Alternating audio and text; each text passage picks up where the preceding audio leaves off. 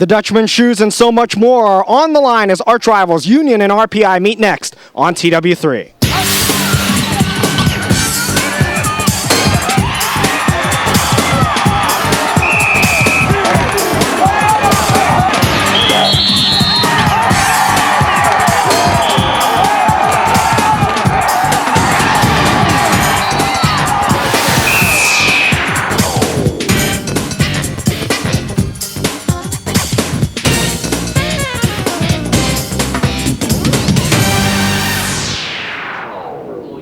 From Frank Bailey Field in Schenectady, New York, it's NCAA Division III college football as the 9-0 Dutchmen of Union College take on the 7-1 Engineers of RPI. They play for all the marbles here on TW3. We welcome you high atop our fraternity house balcony that we're on today. A beautiful view and vantage point for today's game, along with Rodney Smith, Robert Lee joining you. And Rodney, these two teams have been playing now. This is the 103rd meeting, the longest rivalry in New York State college football. Never has so much been on the line. The Liberty League Championship, the Dutchman Shoes Trophy, and most importantly, a bid to the NCAA Tournament. Well, it's a big game. You talked about what's at stake for these teams. Senior day here at Union as well, so there's a lot to play for. And you talk about the historical perspective of this game. The conference, the Liberty League, decided to put this game last, and they wanted to build some rivalries. They're definitely getting their money's worth today. Yes, they are, and this pregame report is brought to you by Time Warner Cable.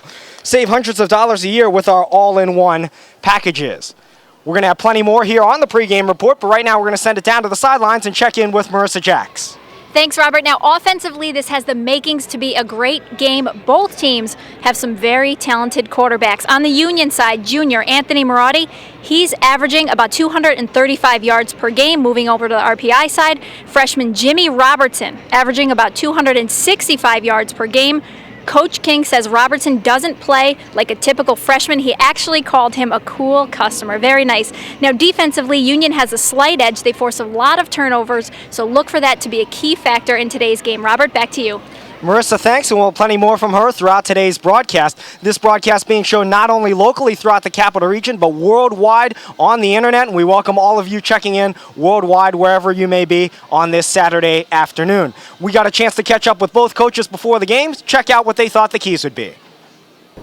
I think we're going to have to score some points. I mean, I just don't think you can shut Union down. I mean, I just think they're too good offensively. So, you know, we're going to have to put some points on the board. We're going to have to make some plays on special teams. And, you know, we didn't do it last week, but we'll have to do it this week.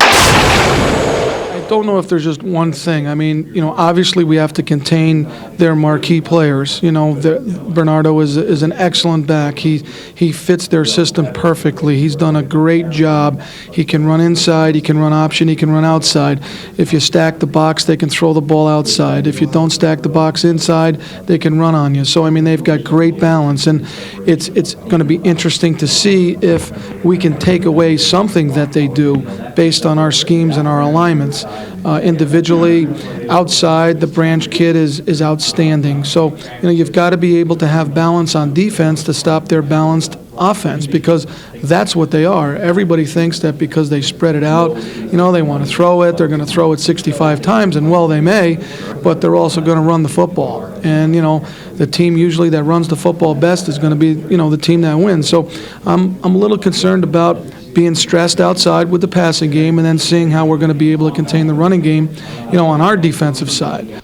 The key to that balanced offense, Jay Bernardo from LaSalle Institute, 145 rushing yards a game, 7th in the country. Well, you know, he can definitely get it done. You know, you're going to see them run that ball to try to stretch out that defense. Another key player for RPI, Tim Frame, a senior defensive back, 14 tackles against Union last year. He is a captain. And Grant Cochran, another captain, 8th in the Liberty League in tackles with 56. He is a senior as well. Over on the other side for Union, Steve Angeletta, a junior wide receiver, Union's all-time leading receiver. Well, he's going to definitely have to make it happen because they want to take some of that running load off of their running back as well. James Barron, another player to look for the Dutchman, a senior captain with 57 tackles on the season. And then the quarterback who Marissa mentioned, Anthony Marotti, a junior quarterback, 234 rushing yards a game, the two-time reigning Liberty League Player of the Week. He threw for over 400 yards against RPI last year. One player we did not mention, Arcidio Cano, the running back for Union. He's going to be a player to watch. Oh, there's no doubt about it. You know, he's been a little banged up the last couple of weeks, so they've been throwing the ball a little bit more, Coach said that they're going to definitely look to have more of a 50-50 mix, run pass to keep it even. We shall see who comes out on top in this one. The Dutchman Shoes and an NCAA bid on the line for the first time ever on television. Union and RPI coming up next, right here on TW3.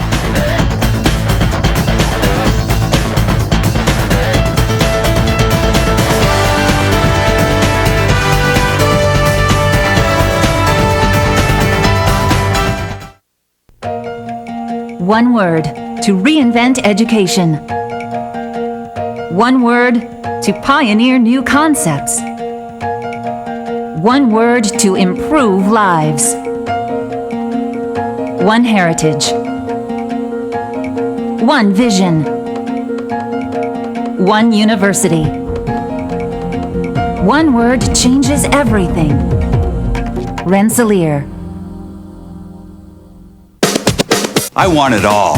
I want things easier. I want to save a lot. Want all that? Then get All-in-One from Time Warner Cable. What's that? With All-in-One, you'll save up to hundreds of dollars every year when you get digital cable, Roadrunner, and digital phone together. Together on one simple bill at one low price. Wow! Finally! We all want it! Then call today and ask for All-in-One, new from Time Warner Cable.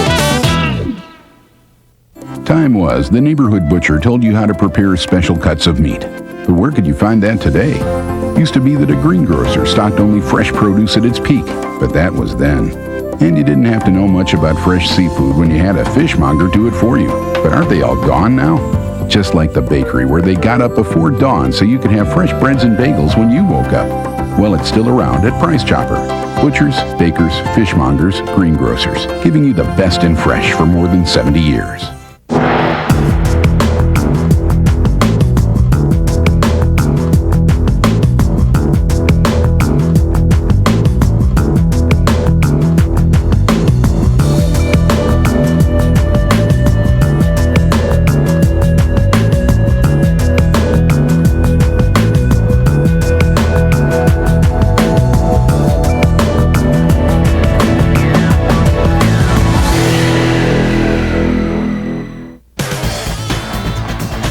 Back here at Frank Bailey Field, RPI and Union set to get after it for the Liberty League Championship. Football action is brought to you by Price Chopper. We're not just in your neighborhood, we are your neighbors. As we pause for a moment for our national anthem.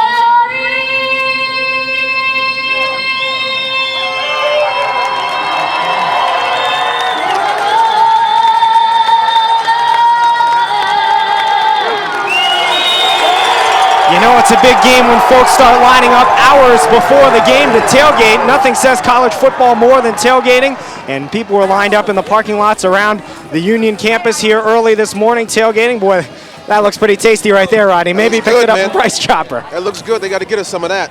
Absolutely, as folks are really looking forward to this game between 9-0 Union and 7-1 RPI. They meet for the 103rd time, a series that began way back in 1886. The two schools have differentiating perspectives on what the series all-time record is. Union has it 77-21-4. RPI has it 75-23-4. They've split, though, the last 6 meetings, so even though Union has historically dominated this series, they've split the last 6. Union won last year 18-13, RPI the year before 33-7. Well, again, we've talked about in the pregame, there's a lot to play for both of these teams, and there's a lot of excitement out here. You know, just driving here, getting here an hour and a half before the game, they're already lined up. You saw them grilling the Franks and the Kabaskas out on the field, man. It was good.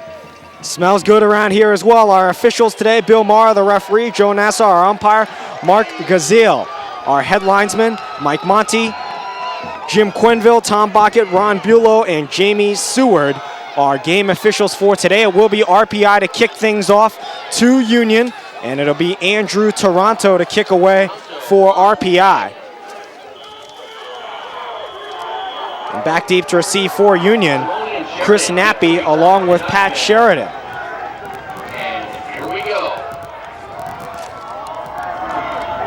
Check that, looks like RJ Simone back to receive for Union as the kick goes through his hands and out of the end zone for a touchback, and Union will start it up 1st and 10 from the 20. Well, that's something that both teams are going to have to deal with, especially, you know, right now for Union, they're facing into that sun, and that's what happened on trying to field that kick. You just lost that ball in the sun, couldn't see it. Anthony Marotti, the starting quarterback for Union. Tom Arcidiacano, their star running back.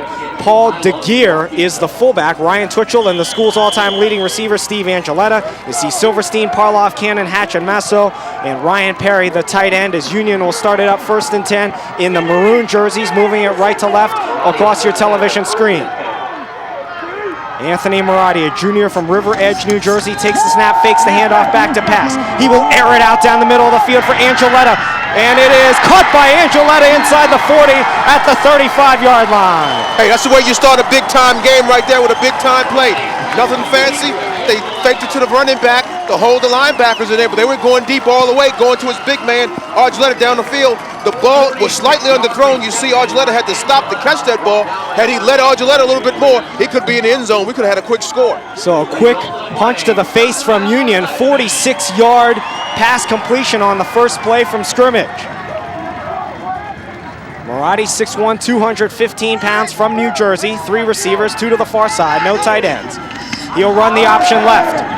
And Marotti is tripped up and dropped at the 33-yard line as we take a look at the RPI defense. Along the front, Nick McFeeters, Bob Peralt, Honorio Borba, and Mark Byrne. Linebackers, Grant Cochran, Armin Warner in the middle, Jimmy Motzkin, the reigning Liberty League Defensive Player of the Week. John Tessero, Tim Frame, and Mark San Giorgi are the safeties. Adam Lojadis is the other cornerback. Not a bad job of those names. Thank you. Thank you. I thank both teams' SIDs for helping me out with those names here before the game. As Marotti will hand it off, Arcidiacano has room up the middle inside the 30 to the 26. A gain of 8, and will set up a 3rd and short. Well, he's going to be the bread and butter this afternoon. They've got to get him off, and that's a good way. His first touch right there, good for about 7 or 8 yards right there, just right up the middle. And what Union's going to try to do with their offensive line, they ain't going to try to do anything fancy. They're going to come out and just try to hit him in the mouth and push him all over the field and let their big fella in the backfield make it happen. Arcidiacano from Castleton, New York, Columbia High School here in the Capital Region, 4th in the entire country in Division III rushing. 1,411 yards this season as they will throw the quick screen out to Angeletta. Makes the catch at the 30, fighting towards the first down marker. He will not get it. RPI swarms him under at the 31. A loss of about 5 on the play, and it'll set up a 4th down. That's a play right there, Robert, has become so popular in the game of football. Throwing a quick hitter out is really a wide receiver screen out there. Normally you have him out there with an additional receiver, and you see the receiver right there trying to throw a block in there, but RPI did a great job defending it. Now the quarterback for Union took a while to get that ball out there. You've got to get the ball out before the defense has a chance to react to it. That time he did. And Union will go for it on 4th down and 6. Angeletta to the top of your screen. Ryan Twitchell to the bottom. Out of the gun. Here comes the blitz. Plenty of time. Throws near side. Incomplete. Overthrown for Ryan Twitchell. And RPI, after giving up that big play on the first play, has held, and they'll take over on offense. They held, but you got to take a look what Union did and what they didn't do. He had his receiver open that time, just couldn't get the ball to him. Jimmy Robertson's got to take his time and get that ball out there to the quarterback.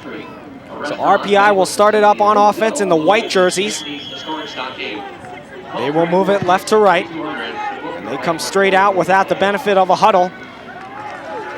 With Jimmy Robertson, the quarterback, Justin Heafy at fullback, Jay Bernardo, the tailback, McGowan, Savasil, the wide receivers, Jake Russell, Merrill, Caruso, and Bynum. Take a look at the rest of the offense in a moment. They throw over the middle, caught for a first down outside the 45. Taken down at the 48-yard line is John Branch, their star tight end. Well, RPI comes right back and does the same thing that Union attempted to do, had a quick hitter right across the middle as we take a look at RPI's offense. Danny Caruso, the center, Terrence Bynum, the right guard, Sean Herman, the right tackle, and John Branch, definitely a player to watch for, the tight end. He leads them in receiving yards with 746 coming into the game, adds to that total there. Branch, the tight end, number 5, a junior from Colony High School. They send Savasli in motion. They hand it off Bernardo, following a blocker up the middle. Bernardo across midfield to the 45-yard line. A gain of 6 on first down. Well, anytime they can hand the ball over to the big fella in the backfield and get yardage like that, you know, that's going to really help out this offense. We're really going to see a big heavyweight fight here between these two teams today, as you can see. Wayman, Walton, Yedlin, Crumlish, and Mulrooney along the line. West, Fleck, and Barron, the linebackers. Sheridan, Davis, Nappy, and Holiday, the defensive backs. As RPI going with the no-huddle offense here, just coming right up to the line, not giving Union a chance to substitute. They hand it off to Bernardo. Running off right tackle, he's got a first down inside the 40 to the 38. Well, you can see that's going to be the challenge right there for the Union defense, stopping the big fella in the backfield. Just a stretch play right there. Takes a while for it to develop, gives your running back an opportunity to build up the momentum, so when he hits that line of scrimmage, he's running that thing downhill, and when you can fall and get 4 or 5 yards, you got to love it as an offensive coordinator. Jimmy Robertson, number 14, the freshman quarterback from Yonkers, 6'1", 190 pounds, takes the snap, throws over the middle, caught. Short gain to the 35-yard line, a pickup of 2. Check that, a pickup of about 3. Brendan McGowan, number 2, on the catch. Just another quick hitter. I think in the passing game, what RPI is going to look to do is try to throw some quick hitches. They don't want to, hold the ball too long to give that defense an opportunity to get on top of the quarterback. We mentioned Jay Bernardo, the junior from East Greenbush and the LaSalle Institute, 2 of the best running backs in the country on display here today. Robertson out of the shotgun, pass time, throws over the middle. It is incomplete and almost intercepted. Drew Utschig unable to make the catch. Bernardo, the 7th leading rusher in the country, Arcidiacano 4th. Good protection up front for the quarterback that time. Had plenty of time. Robertson had plenty of time to throw the ball. He was looking to lead his receiver that time, but you saw the receiver find the dead spot in the defense and sack. So it's just a little miscommunication right there between the quarterback and the receiver. 3rd down and 7. Robertson, the 5-time Liberty League Rookie of the Week this year, takes the snap, stands in, throws, caught at the 28-yard line by Evan Savasli. And that should be enough for an RPI first down. And they did indicate first down right there. See, just a good job right there. Good protection up front. Robertson's feeling no pressure back there, and he's able to throw to his target. Now, what Union's going to have to do when RPI's passing the ball, they got to put some heat on this freshman back there, make him nervous. This time, the first time Robertson playing in the Dutchman Shoes game, has 5 receivers as RPI will spread it out. Now they'll move Bernardo into the backfield, and they'll fake the handoff. Robertson stands in, all sorts of time. Robertson will run to the 25-20. Turns the corner out of bounds at the 17-yard line. Not a surprise that he's had so much time to throw. They've only allowed 9 sacks all year. Well, they do a good job of protecting up front. And these are all underclassmen. You don't have any seniors in that group, so they're well schooled and they've had a lot of playing experience. They really gelled together. And that was a good decision that time by Robertson to run that ball. The outside left was wide open. Union did a good job of covering his receivers, and he didn't try to force the ball in there. He looks very patient back there. And as we talked about and heard in the pregame show, is that this freshman really plays like an old guy. And he's close to a first down. They will measure at the 17-yard line. And it is enough for another RPI first down. Much to the delight of this bipartisan RPI portion of the crowd. Packed house here at Frank Bailey Field. They're lined up on the hillsides around the field. It is just standing room only. Hey, this is what it's about right here. I mean, this is a great venue right here for the Capital District. I mean, the way they've been talking about this game, what's on the line, both teams are doing extremely well, and the supporters here is just ridiculous. Again, I got here 2 hours before the game, and they were screaming already, man. Beautiful field here at Union as well. They have the field turf, the quote-unquote fake AstroTurf. That's the new in vogue playing surface. Robertson stands in, throws far side, dropped by Bernardo at the 15-yard line. Well, again, you see the freshman quarterback got some pressure from his right side, didn't panic, saw his safety valve out there to his left-hand side. You see it here, and you see the mistake that the running back makes trying to run before he catches that ball. And I tell my kids when I'm coaching them is that you've got to catch the ball really with your eyes. You see it with your eyes, get that ball tucked, and then you take off. Bernardo will stand in the backfield on 2nd and 10. So RPI going out of the shotgun again, 4 receivers.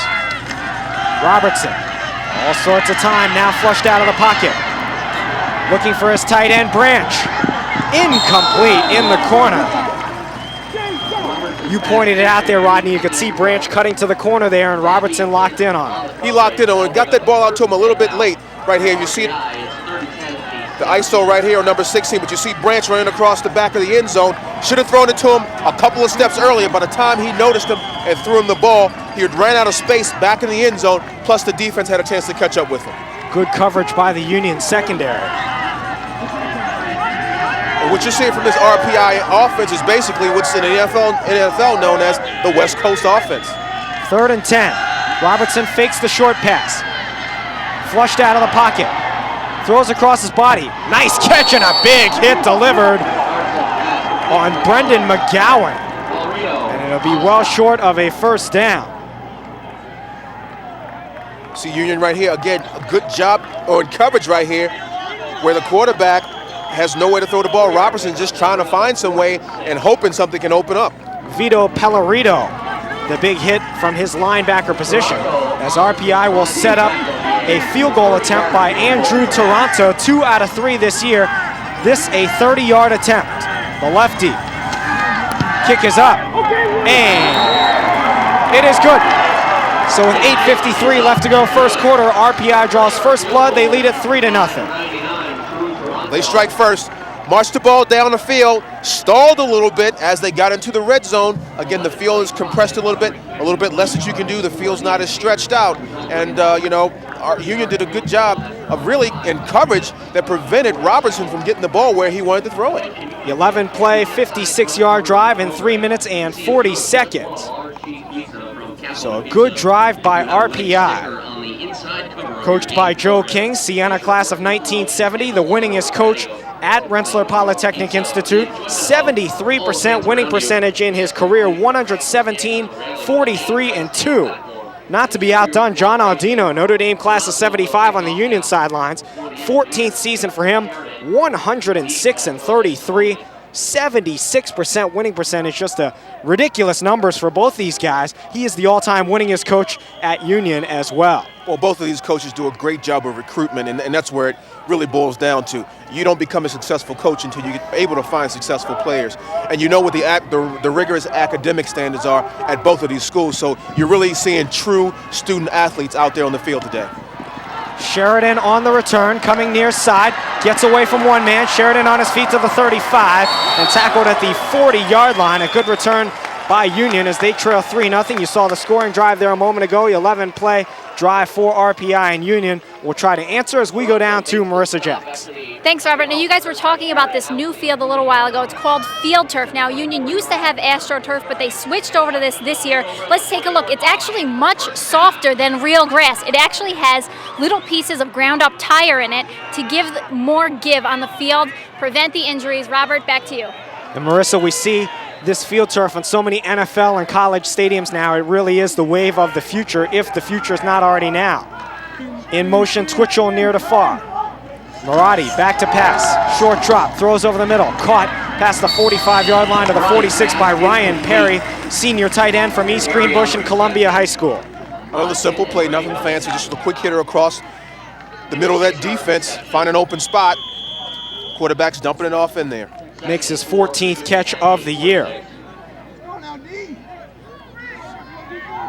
As I think you're seeing in this game, always in college football, there's that initial burst of emotion from both teams at the start of the game.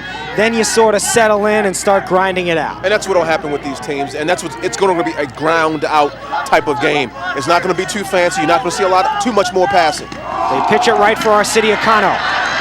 Runs over a man near the 50 and falls forward to the, we'll say, right at the 50-yard line. Arcidia Cano had 30 carries for 101 yards and a touchdown against RPI last year. Simple toss right, pulling out the big fella, Patrick Hatch from his right guard position to lead the running back on the outside. And again, nothing fancy. That's just smash mouth football right there. When you got big Hatch coming out there on you at 285 pounds, that's a lot of meat coming. Arcidia Cano from Columbia High School as well. 1st and 10 Union, fake the handoff. Quarterback in trouble, airs it out down the near side. Good play by Twitchell to make the catch at the 25. On his feet to the 20 and inside the 15-yard line. Twitchell adjusted on the ball, the defensive back did not. Well, Marotti threw a dangerous pass right there, Rob. He really lofted that ball up, didn't have much mustard on it. He wanted to try to hit Twitchell running deep, but fortunately for him, the defender fell down. I don't know, see that, look at that duck, whack, whack. But Twitchell came back on the ball as he saw his defender fall down, and then was able to get excellent yardage after the catch. You see him right here make a move across the defense. Looked like Lojadis on the coverage for RPI. So hand it off Arcidia Cano, running right, trying to turn the corner. Stiff arms a man inside the 10. Arcidia Cano fighting towards the end zone, taken down after picking up another first down at the 1-yard line. Arcidia Cano did a good job running that ball. Getting to the outside, throwing a little fake, using the stiff arm. But again, I'm going to credit his big fellas up front, you know, allowing him to get to that corner. And a play like that, you leave it for the running back to run one person over, and that's exactly what he had to do right there. And, you know, you got to credit the offensive line. 1st and goal from the 1. Union trying to take the lead with 7:05 left to go in the first quarter.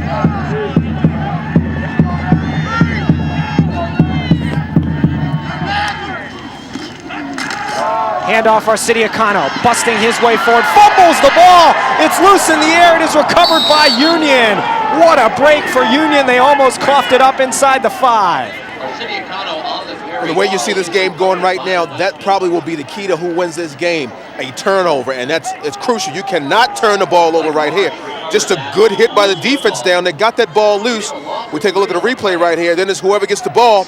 Once that ball's in the air, hot potato. And Todd Marsh, the backup tight end, ends up being Johnny on the spot and making the recovery. So almost a huge break for RPI. Instead, it'll be 2nd and goal from the 4. Fake the handoff. Marotti stands in, throws, incomplete. Intended for Paul DeGear. And it'll be 3rd down now. Look at the replay, fake the handoff. Arcidia Cano stays in and blocks. Just tried to lead his receiver just a tad bit too far that time. Marotti had a big game against RPI last year, 21 of 40, 418 yards and 2 touchdowns in Union's 18-13 victory. Trying to get Union on the board here, 3rd and goal from the 4. They'll run option right. Marotti cuts upfield into the end zone, touchdown. With 6:10 left to go, first quarter, the score, Union 6 and RPI 3. That's just a good call right there against the defense that they were faced, because they were able to get the corner, and they were able to get the corner again because of the blocking. Double tight end set, had a receiver out to the right, came in motion, goes back to the right, and good decision right there by the quarterback, Marotti, seeing the flow of the defense and having that open right there. They just over pursued. You've got to attack that option inside out. Their extra point is up. It is good by Pat Cummings. And with 6:10 left to go, first quarter, the score now Union 7 and RPI 3. Well, they come back and they answer the punch. You know, Union had the ball down on their side of the opposition side of the RPI side of the field, and was unable to, you know, keep their first drive going. And you know, they came back. RPI scores a field goal, and then Union gets the ball and pretty much runs it the length of the field. Executed extremely well. Had a little luck in there as well, Rob, because they almost fumbled down there on the 2-yard line, but they come back, recover, and they put the ball in the end zone. So 2 of the highest scoring teams in the league facing off in what looks like a shootout thus far. RPI averaging 33 points a game, first in the Liberty League. Union 27 points a game, third. But Union's got the top scoring defense, 13 a game. RPI third, 15 a game. So both these teams are used to outscoring their opponents by quite a bit. I don't think that's going to be the case today. No, this is a very, very evenly matched contest right here. You know, it's got a feel of Ali and Frazier out there, the way these teams are matching. We've seen it. They're coming back blow for blow. To kick it away will be Cummings for Union. Back deep to receive, Lojadis for RPI. Kick is away, end over end. Lojadis will take it at the 15. Up the middle of the field to the 20. Hit hard at the 25. On his feet to the 35. Lojadis to the 40, 45, 50. 45-40, Lojadis inside the 30, gets a block to the 20, and finally taken out of bounds. Inside the 10 at the 9-yard line, Adam Lojadis. That's another blow. Hey, I'm telling you, this is what this game's going to be about. Just a good job running that ball back, good blocking up in the middle of the field. They wedged it up early. He didn't come out and run the ball extremely fast. You see him sort of pacing himself, looking for an open. It was like a roller ball in there, and he spun off, and he just kicked it into high gear. Just couldn't outrun the defender right here. This defender does a great job because he was actually being blocked. Came up with the speed. I didn't see that number there, who it was. Looked like Doug Davis after the 76-yard return, number 8 tackling number 8. Doug Davis, a cornerback for Union, running down Lojadis, and now Union, or check that, RPI in prime scoring position. Robertson out of the gun, empty backfield. Feeling the pressure, throws. Caught, touchdown! It looked like it was intended for Branch. It ends up being caught by number 12, Graham Boyd, for the RPI touchdown. Wow, I didn't even see the ball once it was thrown. I gotta wait for the replay. I tell you what, this freshman, I mean, by the time he's a senior, he will be phenomenal. I mean, he just sits back there, cool as a cucumber, not panicking. He rolls out, dangerous pass. This really throws into a lot of traffic right there. You see the ball bouncing around, and somehow number 12 comes up with it. I thought it was going to be intercepted. He threw it into about 3 Union defenders, and Branch was there as well, as Toronto on for the extra point.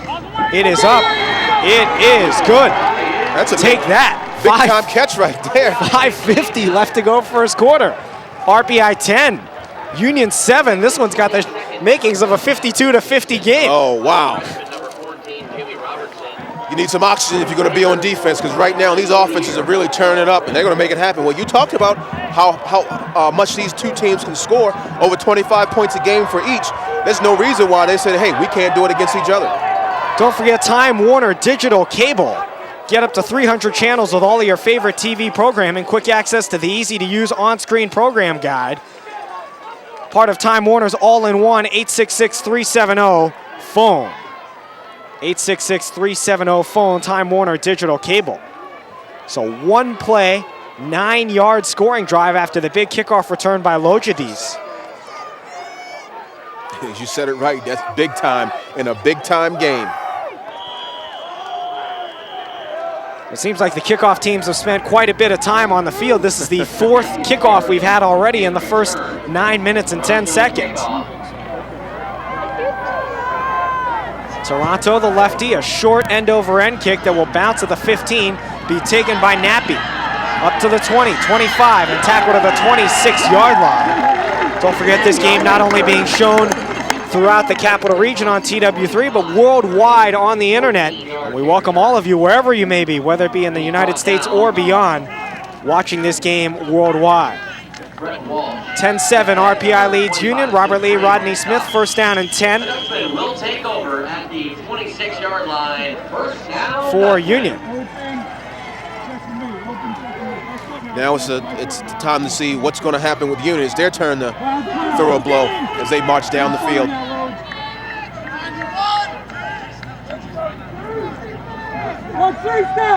Marotti with backs in the eye.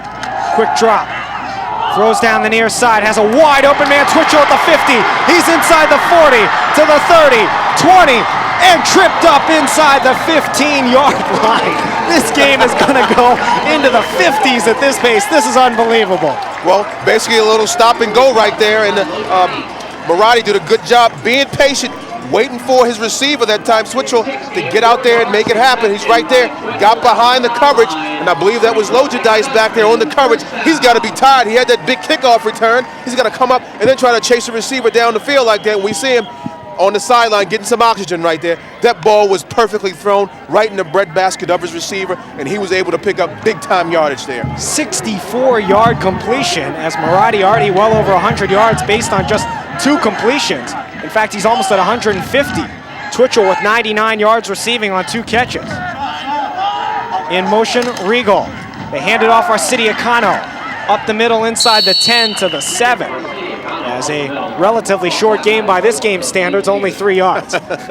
Which is normal. Yes. That's normal, but we haven't seen the normal here in the first quarter. And it seems like we've been here for a half already, but we're barely, gone through we're just about through the first quarter. Coming up on 4:45 left to go in this first stanza. 10-7 RPI. Arcidiacano, the deep back. 4th in the NCAA in rushing, 157 yards a game. Already has the single-year regular season rushing record at Union this season. Marotti rolls out. He'll set up the back screen as a wide-open man, and Twitchell, it's incomplete. Good closing on the coverage by John Tessero, the cornerback. Check that, it was Ryan Perry, the intended receiver. We see right here, they sort of do a little waggle play to the right side of the field and then come back with your receiver dragging across the back of the end zone. That time, Marotti just spotted his receiver way too late. You heard everybody in the stands say, throw the ball, because the receiver was wide open, and because he threw the ball late, sort of got too much air on it, gave the defender an opportunity to defend that ball. 3rd down and goal from the 7. Marotti out of the shotgun. 1 receiver to each side. Back to pass. Blitz is on. Throws far side. Caught. Touchdown. Steve Angeletta, the junior from Plantsville, Connecticut, his 7th touchdown of the year. Union back on top, 13-10. Forget about that play they had before. They come right back. Again, waggle him out a little bit to the right side. Pressure all in Marotti's face, but he was calm back there and was able to get the ball into his receiver. Just running a little a post corner route, fake it into the goal post and out to the flag, out to the corner. He was open. Marotti got him the ball on time. Kick is up, and it is good. 4:19 left to go first quarter. Union 14, RPI 10. We go down to Marissa Jacks. Thanks, guys. Amazing crowd here for this game, the Shoes game. It's a great day. I would say probably 5,000 or 6,000 people are out here, standing room only, and as we speak, there's still people filing in to this game. It's going to be a great one. Robert, back to you. Marissa, thanks. As this has just been a shootout so far. 4:19 left to go first quarter, 14-10 Union. Mind you, both these teams are only giving up about 13 and 15 points a game all year. So these defenses aren't used to being scored on like this. 4-play, 74-yard drive, 7-yard pass from Marotti to Angeletta. Angeletta, the all-time leading receiver in Union history. Well, you can throw out the window what these defenses have done, because these offenses have come out and pretty much will obliterate that unless all of a sudden the wheels just fall off for both teams. But I see no let up because both of these teams are so creative, basically because of their head coaches who are well experienced, well schooled, knows what needs to be done and knows their team well. And of course they know the opposition well. These two have been playing for such a long time against one another. They pretty much know what they're going to be doing. Cummings will kick it off from the 35. End over end kick. That'll be taken by Sean McDaniel. He fumbles the ball, it's loose. It is picked up, no it is not. Now it is picked up by Union, and the Dutchmen are inside the 5 at the 1-yard line. The special teams blunder by RPI leads to a prime scoring opportunity for the Dutchmen. Well, I talked about that what this game may come down to is a turnover, and we got to mark this turnover right here. Just never got the handle of the ball. And mistake number 1, that ball's on the ground, secure it first. Don't try to pick it up and run it. No matter how much space you think you've got, you got to hold on to that ball. And again, you try to pick it up, got hit. Credit the Union coverage team coming down and laying the wood on the receiver trying to catch that ball. They're going to spot the ball at the 11-yard line. It was Michael Daly that eventually picked it up for Union. but they're going to spot it at the 11, and now Union a chance in this tennis-like game where each team is holding serve, now a chance to quote-unquote break and take a 2-possession lead. And that's exactly why I said it's going to be a game of a turnover or something like that happen, or some type of huge big play. And again, I know it's still early in the game, tons of time left, but with these two teams going back to back, you know, back and forth, as you talked about, like a tennis match, you know, that's what it's going to come down to. Perry in motion, pitch it right, Arcidiacono, trying to bounce it outside. Sheds one tackler inside the 10, taken down at the 7. Rodney, you talked about turnovers and what a big factor it is. Marissa mentioned it at the top of the broadcast. Union plus 12 in turnover margin this year. They've really thrived on causing the turnover. And that's exactly what happens. They hit you hard, they're big, they're aggressive, and they just want to smell that ball out. You know, in that last play right there, you saw the running back do a good job getting outside and breaking a tackle. It was Grant Cochran on the outside, the strong linebacker for RPI, missing that tackle. You won't see many of those. 2nd down and 6. This Union offensive line's only given up 6 sacks all year as they hand it off. Arcidiacono runs over one man, makes him lose his helmet, and tackled inside the 5. Tom Rahill lost his hat there. That's some strong hitting going in down there. You got helmets popping off, man. And you see Arcidiacono right there, man. He's laying the wood. You know, he is, you know, your ultimate back where he's got some speed, he's got some quickness, he's got some strength and some power. And then that play right there, we had an opportunity to see his power. It'll be 3rd down and 2. They can get a 1st down without getting a touchdown. And they'll go to the wishbone backfield. Arcidiacono, Zach Tillo, Paul DeGear in the backfield. Fake the handoff, they'll pass, they'll throw, incomplete. Intended for Paul DeGear and broken up by Grant Cochran, number 11, the linebacker. Marotti's got to throw that ball a lot sooner. He's taken that ball should have been thrown right there. He's just throwing that ball too late, and then he's underthrowing the ball where he's not giving his receiver a chance to catch it and allowing the defender a chance to recover. It looked like a WWF move right there with the receiver going over the top of the defender. And now Union will try for a field goal. This will be a 21-yard attempt by Patrick Cummings, a sophomore from Nashua, New Hampshire. They can hold him to a field goal right. This would be a big-time victory for the RPI defense, and he misses. No good. That was ugly. That was ugly. So now we go right back. RPI was still they pretty much held serve right there, and they're going to get the ball back with a chance to get back into this game with a touchdown here. Cummings now 1 out of 7 on field goal attempts this year. So a bit of a weak spot for the Union special team, so they're unable to take advantage of the turnover, and now RPI goes on offense. Don't forget Capital Region On Demand, channel 1009. You can check out this game again and again. 866-321-CABLE, Capital Region On Demand, part of Time Warner Digital Cable. All right, Mr. Bobbitt, you can't tease me with that popcorn now. I need it hot buttered coming up here. Come on, Greg. 3 receivers to the near side as they hand it off Bernardo. Up the middle for a decent gain on 1st down to the 25-yard line, a pickup of 5. Just straight ahead running right there. The offensive line's doing a good job. Big fellas up front making it happen.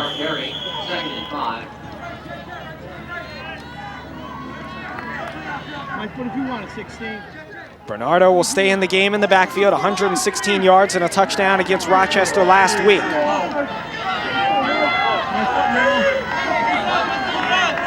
They stack up 2 receivers on each side of the field. Robertson, back to pass. Flushed out of the pocket, feeling the pressure. Robertson's going to look to run and run out of bounds. Full speed at the 27-yard line, it looks like, a gain of 2. Union did a terrific job, really in coverage right there, giving Robertson nowhere to throw the ball. Look at, he makes good decisions right here. Had nowhere to throw, really only had 1 receiver down to the side of the field. Just tucked it and tried to get as much yardage as he can get out of that play. 3rd down and 3. They've got to get to the 30-yard line for a 1st down. 1:50 left to go. 1st quarter, already 14-10 Union. Number 14, Jimmy Robertson. Hands it off Bernardo up the middle. He trips and comes up short of the 1st down at the 29-yard line. And It looks like for the first time in today's game, we will see a punt, assuming he does not have the first down, and he does not. Coach King's not taking a chance right here and risking a stop and giving Union great field position once again, but his defense just came up after that turnover. I mean, the ball was on what, the 3-yard line? Greg Goley will come on to punt it away for RPI, the Liberty League Special Teams Player of the Week last week. Nappy back deep to receive. Kick is away. Wobbly kick that'll be taken by Nappy at the 32. Trying to head far side, following his blocks. There is a flag down. Nappy takes a hit at the 40-yard line, but that flag down in the area of an illegal block. I'm sure that'll be coming back. So both defenses starting to assert themselves a little bit here. Well, that's what they're going to have to do. I mean, it's going to be tough against these offenses, but, you know, a defense for one of these teams will have to step up and make a stop, and we've got to stop right there by Union, and they're getting the ball back now. The Dutchman, where they will take over, 1st and 10. Get the call from the Illegal official, block in the Bill back. Mera. On the run back. 10-yard penalty, 1st and 10. And Union will start it up 1st and 10 from the 25. Now, we've seen both of these teams come out on that first play of each possession, pretty much come back with a big, long, deep play. Let's see what Union comes out with. Marotti under center with backs in the eye, 2 receivers to his left. Handed off, first man through, Paul DeGear. He does not find much to the 26-yard line. If you joined us a little late, you missed quite a bit. Drew Toronto, a 30-yard field goal for RPI. Anthony Marotti, a 4-yard touchdown run for Union. Graham Boyd, a 9-yard touchdown catch for RPI. And then Steve Angeletta, a 7-yard touchdown catch for Union. Saw big Ben Williams getting in on that tackle down there.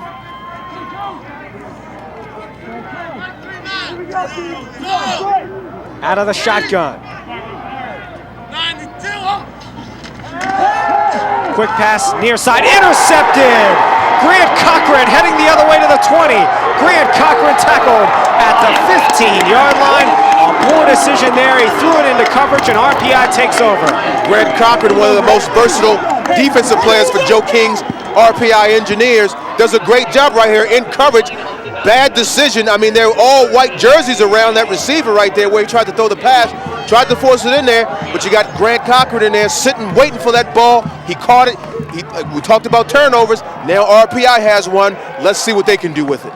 RPI's defense held after they muffed kickoff earlier. Now to be up to Union's defense to hold deep in their own territory. Cochran, the senior from Kent, Washington, makes his 2nd interception of the season. And returns it 19 yards to the 15-yard line. Robertson hands it off Bernardo, bouncing it to the left. Bernardo cuts inside the 10. Bernardo into the end zone, touchdown! That's a big-time run right there now. That's a big-time run, and Bernardo did it all on his own because he was pretty much dead to rights. Just kept moving, doing a little shake and bake for dinner in there, and before you know it, he had the plate on the table, and it's a touchdown. Just look at these moves right here. Whoa! Woo! That's big-time running right there by Bernardo. A 15-yard touchdown run. Watch him fake out the Union defensive back there. A nasty move.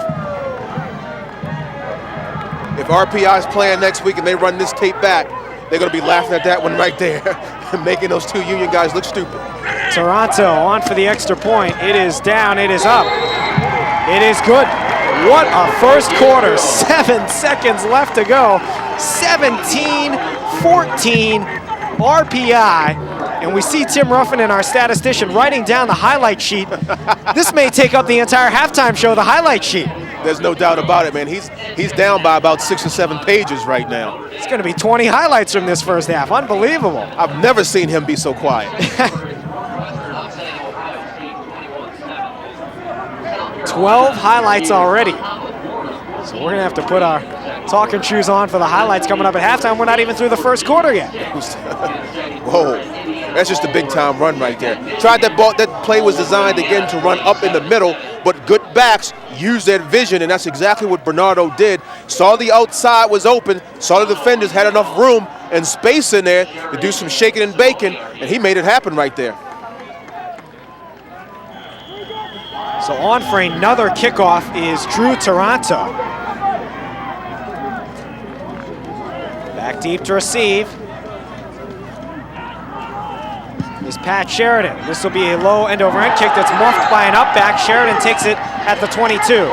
Sheridan shake and bake and taken down at the 29-yard line. So after the turnover, RPI immediately capitalizes as we will take a break and take a breath.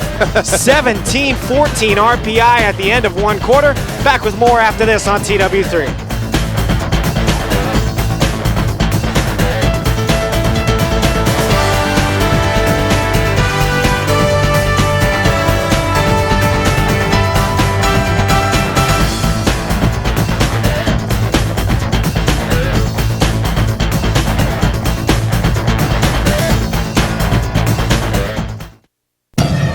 Things come together at Union College.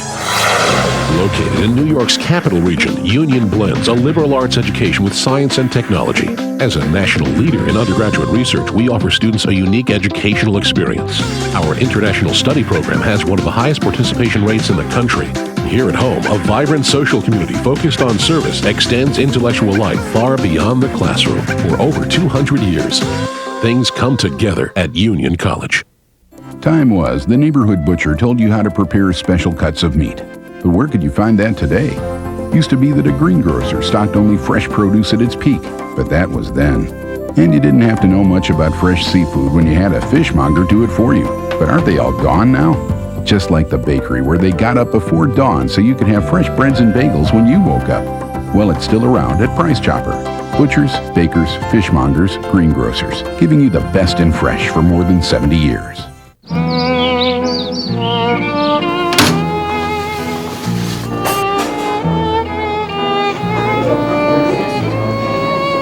Some rivalries never get old.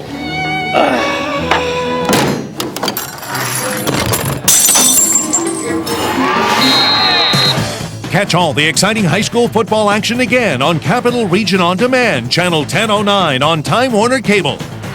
What's your rivalry?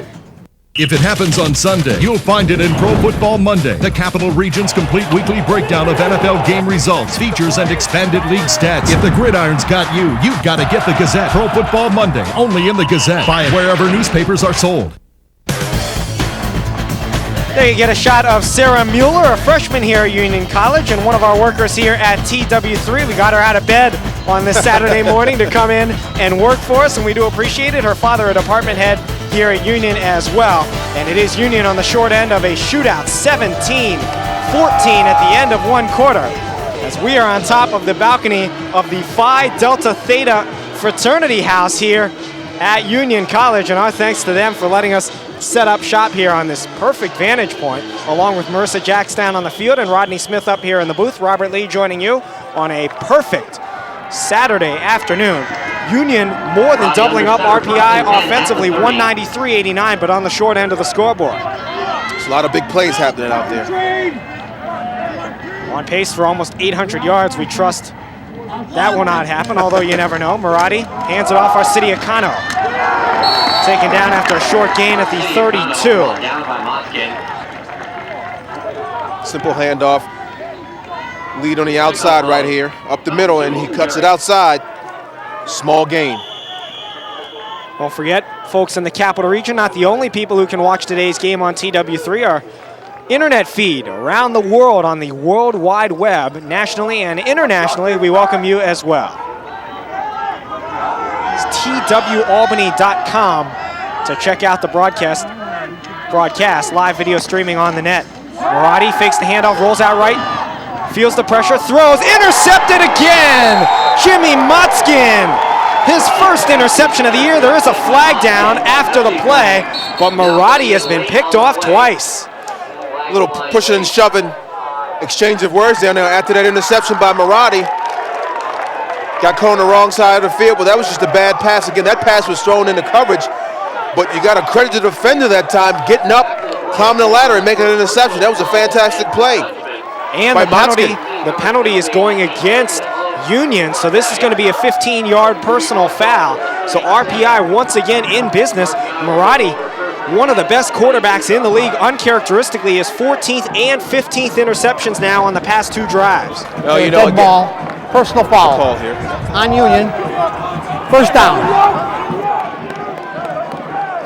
He struggled a bit with the interception this year. 18 touchdowns, 13 picks, not a terrific ratio, and now he's up to 15 interceptions. Well, he really forced it. He was forced out of the pocket right here. And you see all the white jerseys around there, and especially when you don't have your feet set, you can't get a lot on the ball, and he really didn't that time, and Moskin was right there. They'll run the option right. They pitch it for Bernardo. Jukes out a man to the 20. Bernardo to the 15-10. On his feet to the 5, fighting towards the end zone. And out of bounds at the 4-yard line. Jay Bernardo from the LaSalle Institute has RPI knocking on the door again. You're talking about another big-time move. They had him dead to right. Very shifty runner, but then when he gets the ball down and he lowers those shoulders, you can see he can certainly deliver a little pop. And he delivered one that time to number 7, Matt Dumont for Union. First down and goal for the Engineers. And a man jumped on the right side of the line. This will be a penalty. Looked like John Branch, the tight end. Penalty flag on the play. Got a little anxious there. Bernardo now 6 carries, 52 yards and a score. Encroachment on the offense. 5-yard penalty. Repeat the down. A lot of pressure on the Union defense right here. They've got to stop. I think they can ill afford to let RPI march this ball into the end zone right now. RPI is up 17-14. We still got a lot of time to go, but right now momentum is on the back of the RPI Engineers. Robertson will work out of the shotgun with Bernardo to his left. Hands it off Bernardo. Trying to bounce it to the outside, unable to do so, and brought down by Pat Mulrooney at the 9-yard line. No gain on the play. Pat Mulrooney did a good job that time, sort of following the runner in the hole, and he actually came back to him. We take a look at the replay right here. See Marotti coming down, just following down, playing the outside, the right end for the Union defense, and following the ball down, did not take an improper pursuit to the ball. 2 receivers to each side. Robertson out of the shotgun again on 3rd and goal. 2nd and goal, I should say. They run the option left, pitch at Bernardo. Nowhere to go. He is taken down for a loss, and there's a flag down. Looks like it's going to be a face mask coming up on Jesse Smith of Union. And that's unfortunate because he made a good play on a great back right here. You see it running the option. There was optioning off that receipt, the back right there. It's a loss of 4 on the play, but that flag still moving. Oh, and it's a personal foul. So that'll be half the distance to the goal and an automatic first down for the Engineers. That's a big call right there. Hey, good effort right there. Just made a mistake grabbing the face mask. Defense has got to shake it off now. 15-yard face mask on the red team. First down. Jesse Smith's got to shake that flag off right here. You see him, just a good play. You see him grab the face mask and really hold on to it and almost grabbed it. And that's why it's a 15-yard penalty and not just a 5-yard penalty. Great camera work down there, guys. Good view. 4 receivers. Robertson throws over the middle. Incomplete. The receiver, McGowan, wanted the flag. Not to be had. I would agree with him right there. Looks like he had some hands on him as he was diving for that ball. Let's go down to the sidelines and Marissa.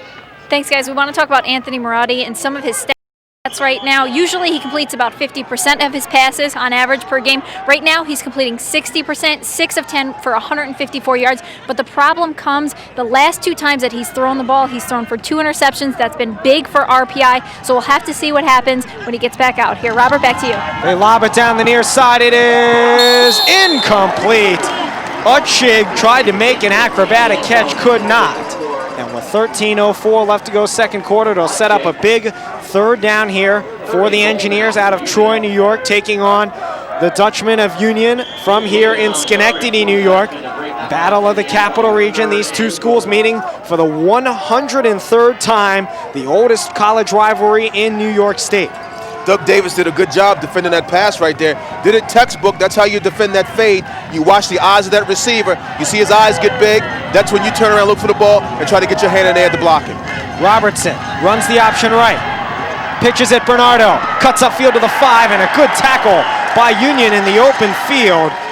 Number 28, Pat Sheridan, on the tackle for the Dutchman. That's a terrific job by Pat Sheridan out there because he's getting blocked. You see the option right here. Robson does a good job. Let the defense come to hit, give the ball up, but Marotti sheds that block right there and hits the runner that time, the option back, right in the chest, stops him cold. Toronto on for the extra point try. He is 1 for 1 today, 3 out of 4 on the year. Not extra point, field goal try. This will be a 22-yard attempt. Hold is down, kick is up, and it is good with 12:23 left to go, second quarter. A 22-yard field goal by Drew Toronto makes it 20-14 RPI. Well, you got RPI with 10 points off of turnovers right now. The pressure's going to be back on Union and Marotti. He's got to shake those 2 turnovers, because they get a touchdown. The game's tied, extra point. They've got a 1-point lead. Get a look at Jay Bernardo right there. Good story on TV earlier this week about, look at this guy, about Arcidiacono and Bernardo going way back as boyhood friends, and still friends to this day, but enemies on this afternoon. Time Warner Digital Phone, part of Time Warner's all-in-one, unlimited calling anywhere in the U.S. and Canada. Free caller ID, call waiting, and speed dial. Save big when you get it. Part of Time Warner's all-in-one, 866-370-PHONE. You saw some of the fans and cheerleaders down there doing the push-ups, which is a college ritual. I think they may get tired today because they will be a lot of points. If they're doing 1 for every point, they're going to be Arnold Schwarzenegger by the time this game's over. 20-14 RPI. The kick is away, low end-over-end kick that'll be taken by Sheridan at the 17. Sheridan to the 30, cuts upfield and taken down at the 37-yard line, where Union will have good field position, 1st and 10. And again, Junior Marotti, he's got to use his experience and just come out there and shake off what has happened in the last 2 possessions. And we see Big Game James down walking the sideline. James Allen taking a break from his high school duties to cover the Engineers for the Troy Record. And the Dutchman for that matter, although certainly a lot more interest in RPI over there in Troy. Marotti hands it off, Arcidiacono, bouncing it to the outside of the 40, across the 45-50, and Arcidiacono taken down at the RPI 49-yard line, a Union first down. That's one way to help Marotti out. Give the ball to your big fella in the backfield. Let him do some work. Arcidiacono right there. You see, just 2 hard runners. I mean, the way these 2 guys run the ball, they're strong, they're powerful, they use their speed well, but most importantly, they use their eyes, their vision. Vision is usually what makes a great running back because they're able to see and make people miss. Longest run of the day for Arcidiacono, 14 yards. He's got 49 yards on 9 carries. Man in motion is Twitchell. Hands it off Arcidiacono again. Big hole left side. Trips and falls at the 45-yard line. A gain of 4. Running the ball to the left side. Behind that big offensive line, they've got over there with Silverstein and Parloff. You got Cannon as a center, Hatch, the right guard, the senior, and you got Jim Masso playing right tackle. What a veteran Union on the offensive line Union has. They have 4 seniors and a junior. So a very experienced offensive line that only gave up 6 sacks this year and paved the way for Arcidiacono, who's running free again inside the 40. Still on his feet inside the 35 and tackled at the 33-yard line. A Union first down. Well, again, you see Arcidiacono making people miss right here. Nothing fancy, not that fast, but you see he's able to make people miss, and it's hard to tackle him. You've got to hit him and get his legs from underneath of him. You see the power that he runs with right here. Great balance. Another local product. Picks up 12 yards on the play for the Columbia High School product. 12 touchdowns this year, including a 94-yard run. Offset eye to the far side. Two receivers out in that direction as well. They fake the handoff. Maradi back to pass. Throws far side of the field. Caught by Angeletti. Inside the 25 and run out of bounds at the 21-yard line. Should be enough for another Union first down. Well, you come back, start this series off, put the ball in Asiacano's hand, let him run the ball. Give Maradi an opportunity to settle himself down, forget about those interceptions, and then he throws a nice crisp pass, and that's a tough pass on it across the field, sort of, you know, an out route across the field with that distance right there, and he delivered it on the button. Looks like he's recovered for those two interceptions. Different man in the backfield, Zach Tillo, the deep back, giving Arcidiacano a break, and Tillo will get the carry. He bounces it to the outside, and Zach Tillo, a good gain for Union as they're marching down the field for the possible go-ahead touchdown. Taken out at the 12. Good blocking on that left side, again with Silverstein and Parloff. 9-yard run by number 12. 9-yard carry for Tillo, who's got 124 yards coming into the game and a touchdown. Sophomore from Lancaster, Mass. They send Twitchell out to the left. Get a view of the Phi Delta Theta fraternity house balcony there. Handoff Arcidiacano. Close to a first down, a short gain to the 10-yard line, and it should be enough for another Dutchman first down, and it is.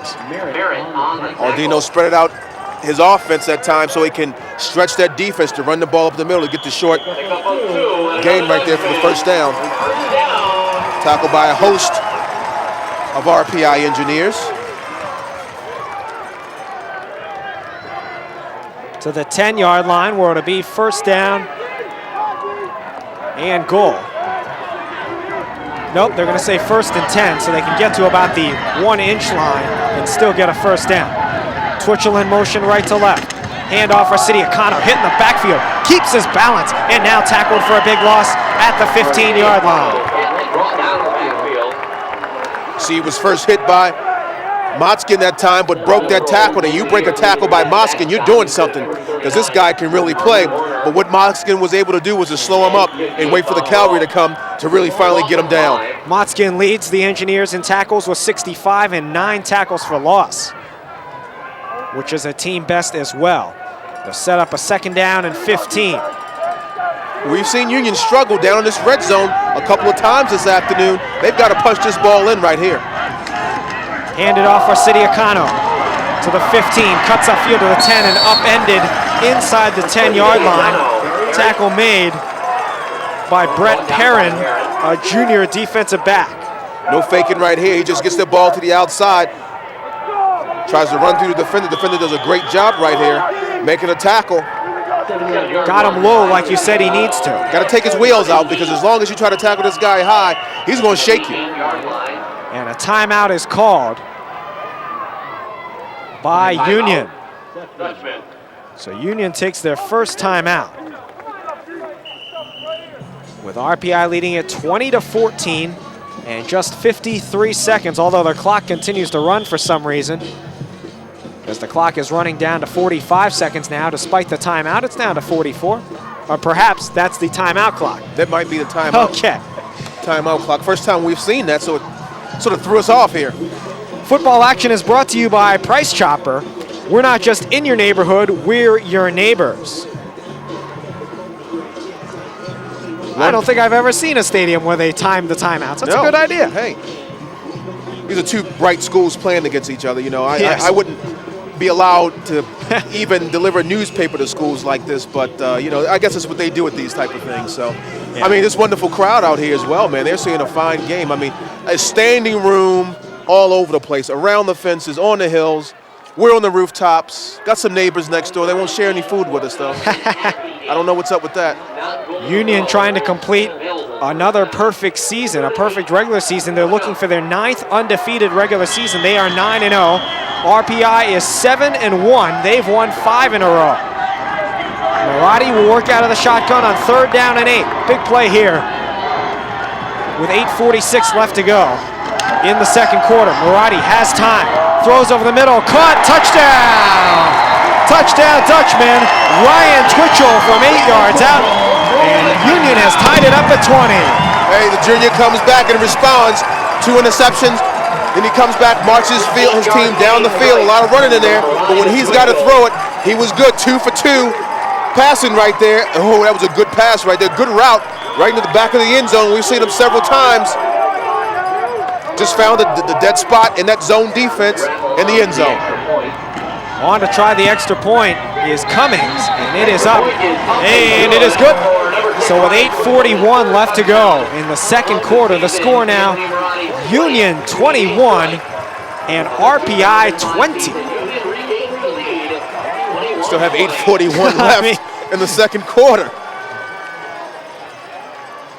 Unbelievable game so far, and it's lived up to all its billing.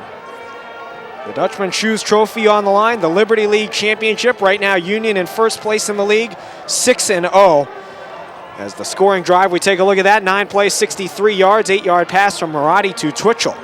RPI comes in 5-1 in conference play. If RPI should win, it would create a 3-way tie at the top of the conference standings between these two schools and Hobart, but RPI would win the tiebreaker and go to the NCAA tournament. Union can win the conference title outright with the win on their home field. See one of our camera people down there giving us the fantastic views. So back deep to receive will be Lojadis for RPI. He's already had a big return that set up a touchdown in today's game. He's back in the game. He sat out a couple of series here because he was a little winded, had the ice pack on the back of his neck earlier, so it looks like he's okay. On to kick it away is Cummings. Straight on kicker, end over end, heading to the far side. Lojadis will take it at the 8, fumbles the ball, takes it at the 10. Lojadis to the 15, weaving his way forward past the 20 to the 22-yard line, where it'll be 1st and 10, RPI. Tough to pick up that ball when that sun's beaming down right in your face. And we talked about it. The teams that had the ball moving from right to left will have to battle that sun today, and now it's RPI's turn. So we'll see if RPI can go the length of the field here. They've had a lot of short fields to work with because of those Union turnovers and that big kickoff return earlier in the game. It's time for the Union defense to step up and get a big play themselves right here. RPI's 2 turnovers on interceptions. It's time for RPI to, Union, to try to force some action on the defensive side. And they'll continue to work out of the spread offense with Bernardo in the backfield, Robertson in it at quarterback. Robertson rolls out left, throws, has a man, caught. Brendan McGowan, stiff arm at the 35, fights his way forward to the 39-yard line, and an RPI first down. McGowan did a good job running that route right there. Really had the defender thinking he was going to run that a post route, and he just stopped. Quarterback Robertson saw it, delivered a good pass, and we see McGowan get some extra yards right there, throwing a little stiff arm. 18-yard completion to McGowan, who came into the game leading the team in receptions with 51, also has 8 touchdowns, second in the league in receptions per game. Robertson, the freshman, will run it himself, bouncing it to the right and dragged down at the 43-yard line.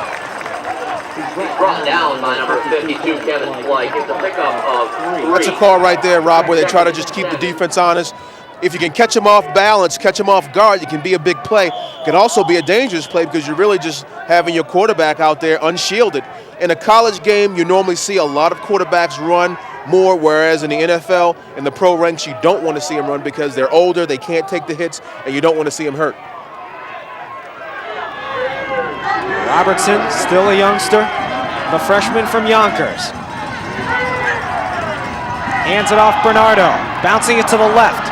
Bernardo dragged down nicely at the 45-yard line. Kevin Flake, the captain from Stillwater and the LaSalle Institute, makes the tackle. Well, Flake, again, makes a good single tackle right there. When you can make a solo tackle on a runner like this, that's a big, difficult thing right there, and he did a terrific job. But as you said, he's one of the captains of his defense, and he made it happen right there. Be 3rd down and 5. Union trying to get off the field here, their defense. They'll rush 5, they hand it off Bernardo. And he is stopped, now keeps going. There is a flag down but well short of a first down. So if this penalty is against RPI, the Engineers will be forced to punt. I'm not certain what that flag was right there, but the Union defense did a good job on that stretch play. Oh, another face mask for the Union defense. It will result in an Engineer first down. Wow. So that's the second first down of the game that RPI has picked up here in this quarter, for that matter, by way of penalty. Face mask, 5 yards. On a defense. First down. Both by way of the face mask. One a 15-yard, one a 5-yard. Wonder why that's I didn't think it was a first down. If it's only 5 yards, I didn't think that was automatic first down. But I think he got a yard there that would have made it 4th and 4, and then they added it on to the end of the run, so he got the first down by about a yard. I think that's what they may be down there discussing. The ball spotted just shy of midfield. They've already moved the sticks, so they have no idea where the first down marker was. Now they put it on the other side of midfield. Union doesn't like it. We can hear the fans express their displeasure. RPI side ringing the cowbells. They like the call. Robertson out of the gun.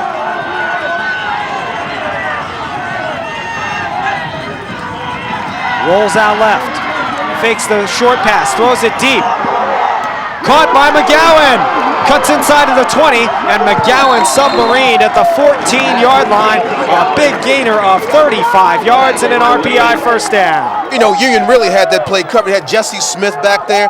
They also had Doug Davis sort of double covered right there. But the quarterback, Robertson, threw a little hitch fake, and that just threw the defense off. And you see the receiver, McGowan, make a good catch. Doug Davis pirouetted in the air trying to catch that ball, but he couldn't get it. McGowan did a good job keeping his eyes on it and really getting up and making that catch.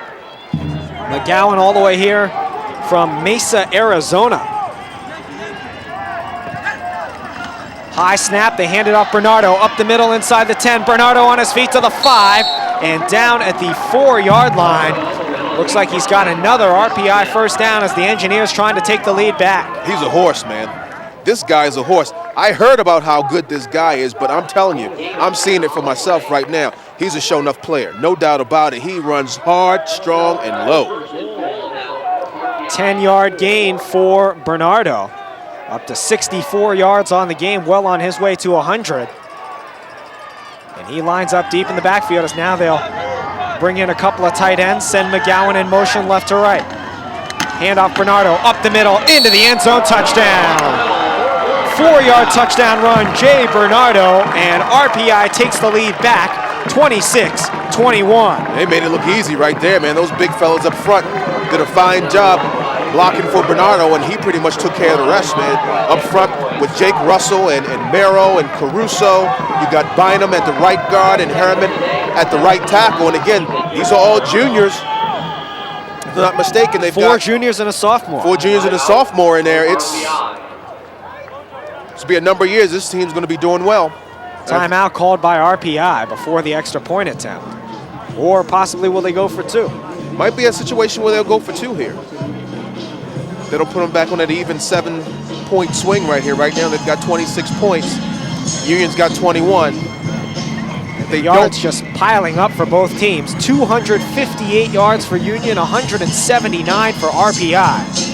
So both teams on their way to at least about 400 or 500 yards in this game. Both teams with exactly 84 rushing yards. Union with a big advantage in passing yards. 11 first downs though for RPI to 10 for Union. Ruff, how many highlights we up to there? 16 highlights. Unbelievable.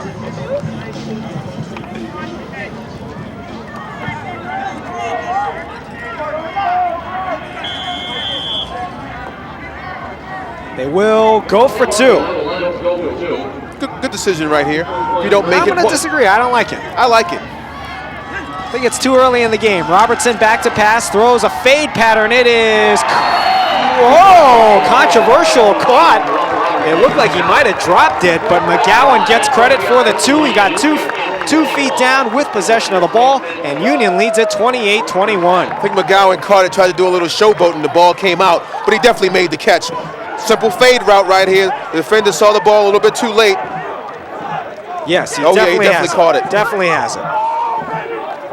McGowan does a good job catching the ball in the air and timing his leap so that he can out-jump the defender. And he's not necessarily jumping all that high, but he has great timing where he can get to that highest point. And that's what you want to do when that ball's in the air, because defenders are taught, catch the ball at its highest point. But if you can get there before the individual defender, you can make the catch, and that's what McGowan is doing. So RPI decides to go for two. It ends up paying off as they lead it now by 7, 28-21. In a wild shootout so far here at Frank Bailey Field. 5:53 left to go in the second quarter. Toronto on to kick it away. Sheridan back deep to receive, along with R.J. Simone. It's been Sheridan doing the bulk of the kick returning thus far. Low end over end kick that'll be taken by Simone at the 16 to the 20-25. Out to the 30 and wrapped up and tackled at the 35-yard line, where Union will start it up 1st and 10.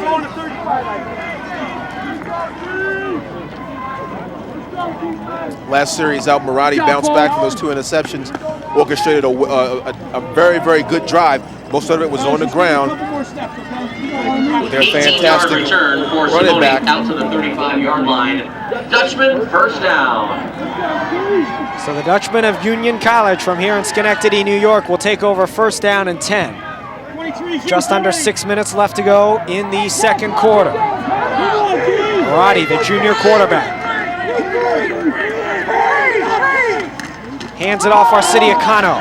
Up the middle, has a big hole and submarined at the 41-yard line after a good pickup on 1st down.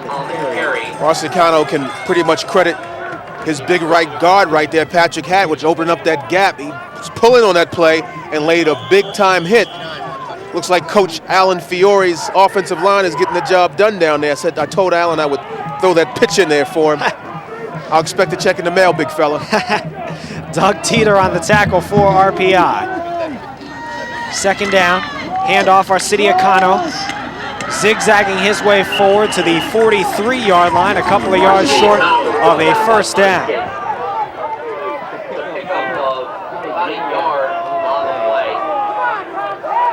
We see Arcidiacano just right here churning his way through, bouncing off of defenders down there. You've got to, I told you, you got to shorthand tackle this guy and really try to take his legs out from him, because you tackle him high, he's so powerful down low, he's going to keep chugging along. Hand off Arcidiacano. Pushing his blockers forward. He's got a 1st down to the 48-yard line. And it looks like John Audino, the Union coach, after those interceptions has kind of gone a little more conservative, handing it off to one of the best running backs in the nation. He's going conservative right now. The last series, only threw 2 passes. They were complete, 1 for the touchdown. But basically keeping the ball on the ground, that's going to keep the ball in his hand, in the hands of his offense, and not RPI's offense. And again, give his quarterback a chance to settle down for those 2 interceptions he threw early and build his confidence. Zach Tillo in at running back. Fake the handoff. Marotti back to pass. Throws far side. Caught. Twitchell inside the 40 at the 38-yard line. Good pass there by Marotti, and Twitchell, the junior from Fayetteville, New York, who had 8 catches for 162 and a touchdown against RPI last year. And you see the pass right there. These are not easy passes that these quarterbacks are throwing, because they're really throwing them across the field like that. And the more time that ball is in the air, the more times it gives the defense to come up and make a play on it. And you saw that time Marotti did a good job getting the ball there before the defender did. Offset eye to the near side. Arcidiacano takes the pitch right. Almost ran into his own man. And was tackled at the 35-yard line. Looks like Regal, the receiver, almost tackled his own running back. Yeah, might have been lost or a little confused on that play right there, because Arcidiacano, as you said, almost ran him over. We see it right here. Almost took his legs out. Looked like he was using proper technique on his own player. So the 35-yard line. Going to be 2nd down and 8. Now Maradi out of the shotgun as we come up on 3 minutes left to go first half.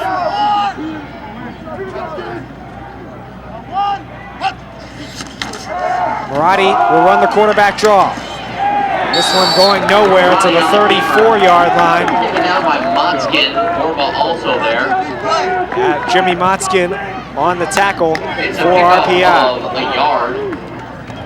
Not much of a gain right there. The RPI defense did a good job staying at home. Defensive lines pretty much coming up the field in their lanes, protecting the linebackers, giving Motzkin an opportunity to come up and make the short-handed tackle. Could be 4-down territory here for Union. A little too far for a field goal, too close for a punt. 3rd down and 7. Maradi throws, caught, 1st down Union.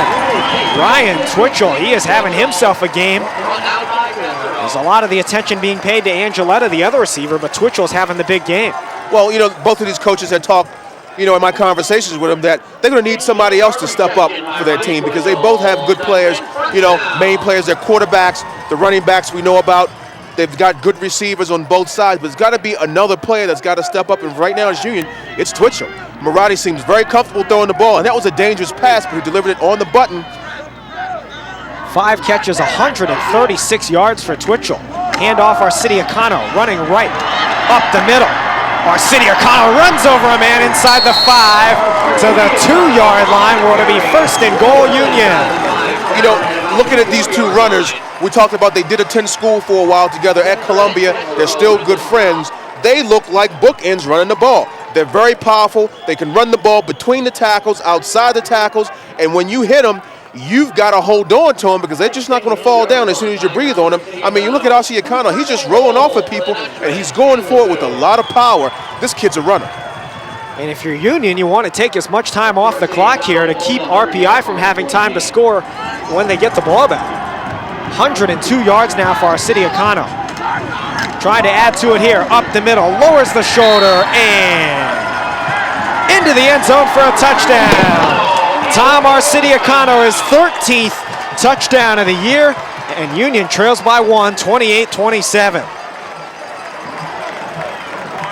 They're just running the ball right up the middle here, nothing fancy.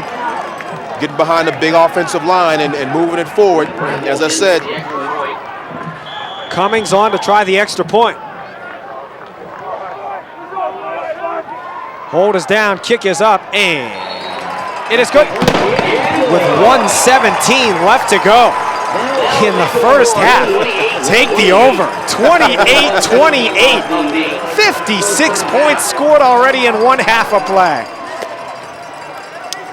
Well, we talked about these teams are averaging over 25 points a game, and you know, all bets are off now. They're both at 28. It looks like we're going to start the second half like we started the beginning of the game, tied up, even. So both teams catching their breath on the sidelines, and it's going to be interesting to see what the coaches have to say in the locker room at halftime. I mean, got to feel like both teams have played pretty well so far, yet it's still a tie game. Neither team can stop the other one. Both of these teams have played extremely well. There's been a couple of mistakes. We talked about Maradi throwing the 2 interceptions, but they've come back and bounced back, and they put the ball into the end zone, and he's been 100% since he's thrown those 2 interceptions. I believe he may be 5 for 5 or 6 for 6 at this point in time since the 2 interceptions.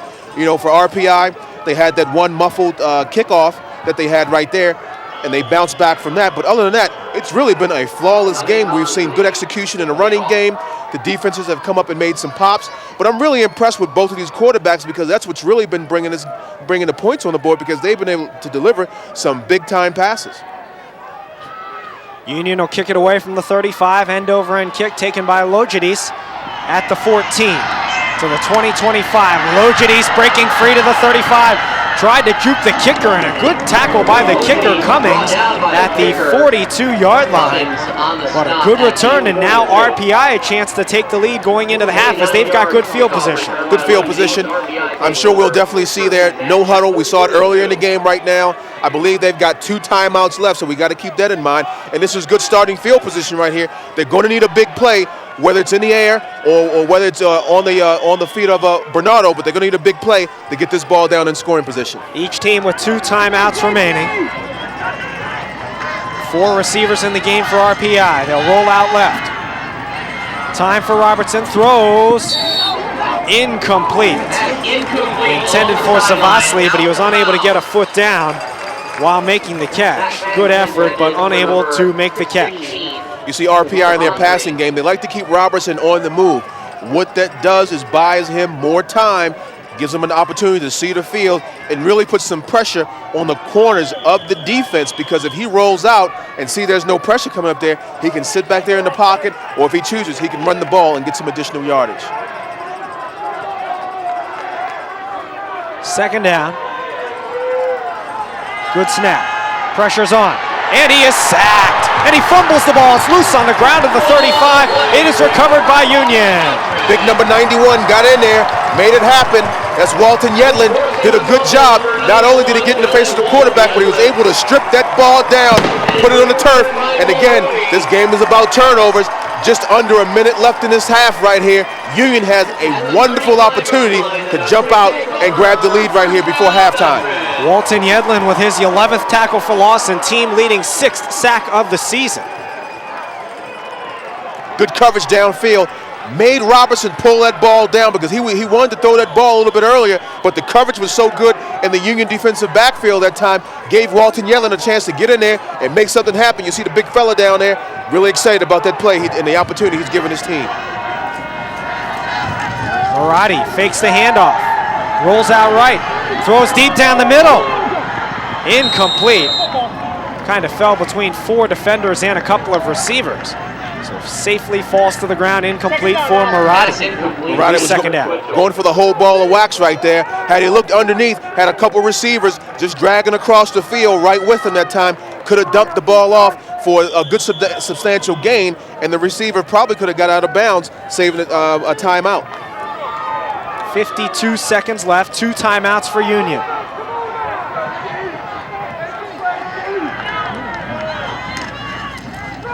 Handoff Arcidiacono, bouncing it outside inside the 30 to the 29-yard line, a gain of 6. Stops the clock, serve those timeouts. No need to rush, plenty of time left. Probably going to go for it on 4th down, kind of in that middle range here, so he's still got 2 shots at it. Oh, you definitely got to go for it on 4th down if they get in that situation right here. So there's 2 down territory at this point in time. At the 29-yard line, they'll send Angeletta and Twitchell to the right. Arcidiacono in the backfield, 2 tight ends. Quick screen pass for Angeletta, makes the catch at the 34, upfield to the 30, and tackled at the 25-yard line. Well, it looks like he's got enough for the first down. It's going to be very close, but it is enough for the first down, so the Dutchman did not get out of bounds, however. Plenty of time here, 38 seconds. But they'll spike the ball and make it second down. Make it second down right here.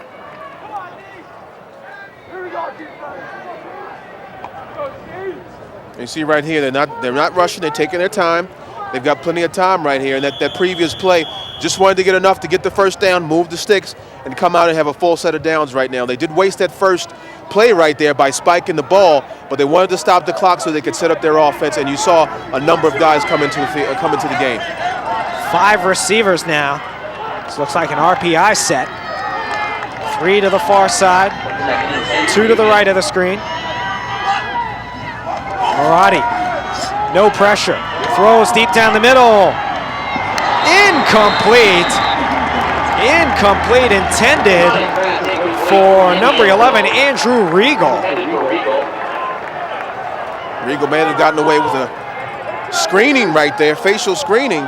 You know, when you're defending the ball, you got your hands up, you gotta be looking back at the ball, and didn't appear he was looking back whatsoever. That was number 39, Armin Warner, a linebacker trying to cover a wide receiver, and he just put his arms up. Got the matchup they were looking for that time. Warner from here in Schenectady High, gets the pass defense there. 3rd down and 10. Throws far side, caught by Trudeau, incomplete. Incomplete. Twitchell had it for a moment inside the 5 as he was looking for his 6th catch of the game, but unable to hold on to it. And now it'll be 4th and 10 with just 23 seconds left to go. Well, it was a good pass right there by Marotti. Twitchell just couldn't get it in.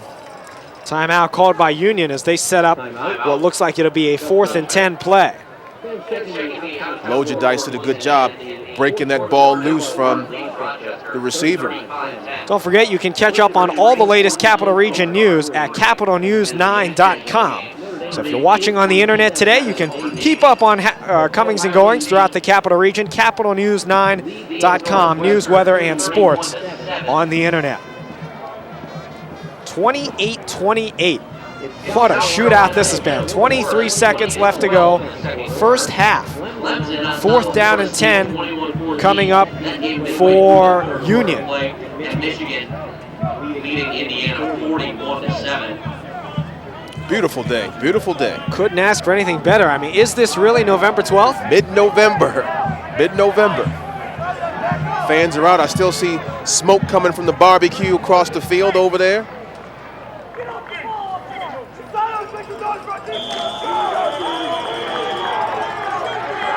Three receivers to the left, one to the right. Union will go for it on 4th and 10 from the 25. Marotti stands in, steps up, throws, has Twitchell at the 5, and he makes the catch at the 5-yard line. Wide open down the middle of the field. Clock will stop while they move the sticks with the chain set up. Still have one timeout. They'll probably just spike the ball here. Now they'll call a timeout.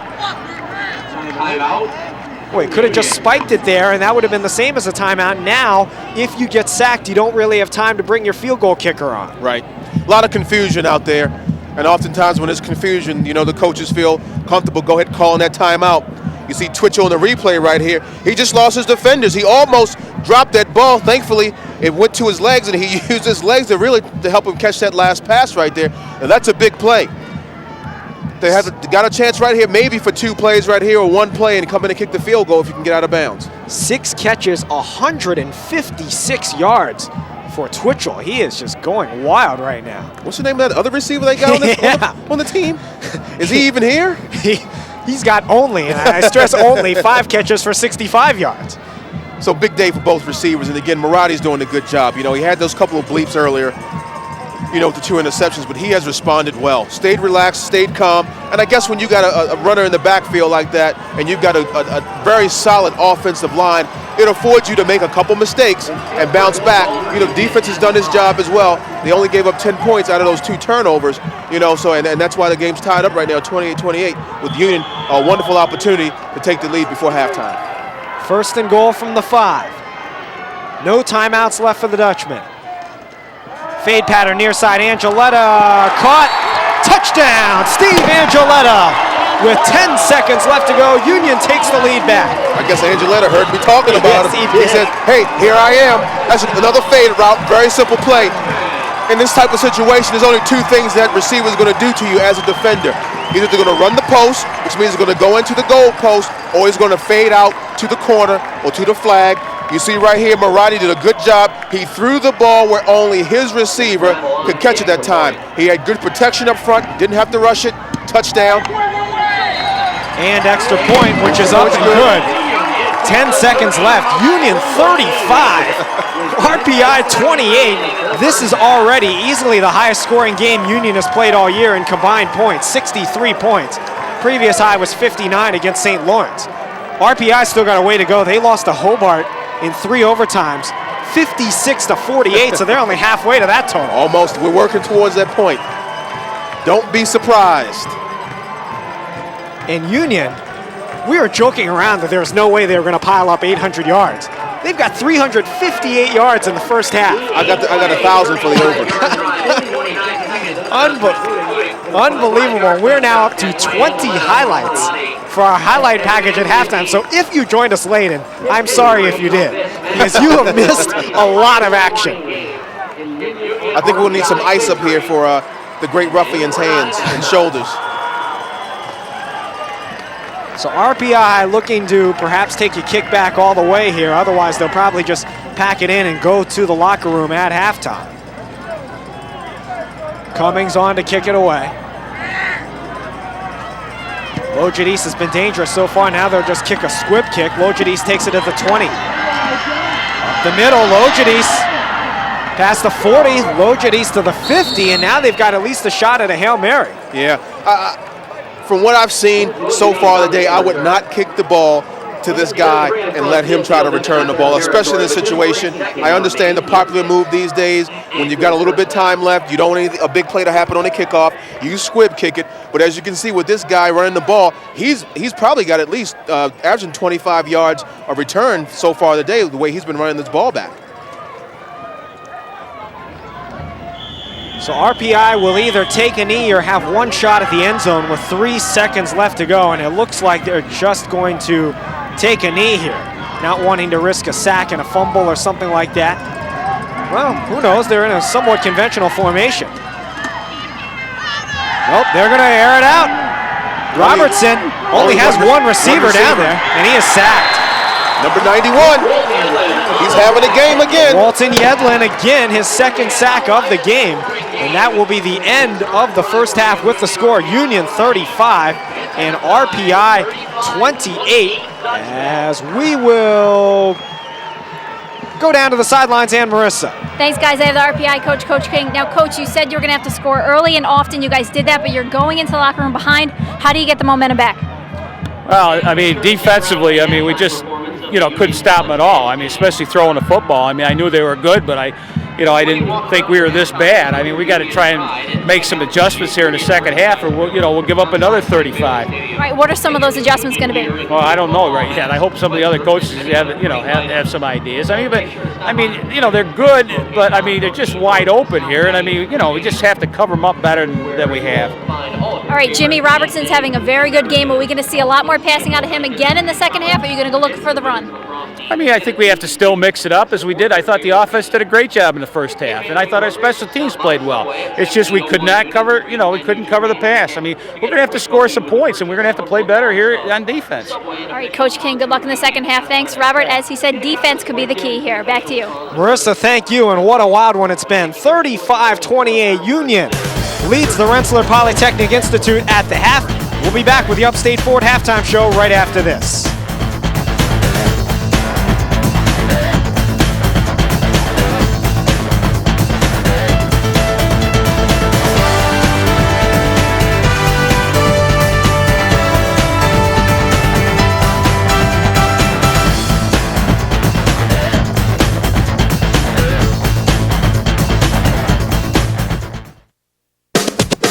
Hey, have you seen digital cable lately?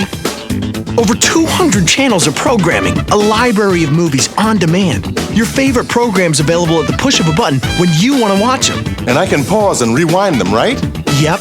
And with All-in-One, you can save up to hundreds of dollars a year when you get digital cable, Roadrunner, and digital phone together. I'm watching digital cable. With All-in-One. Great. Just call Time Warner Cable and ask for digital cable and All-in-One today. It's Family Fun Friday, and I want a family 4-pack for me and my imaginary friend, Tito.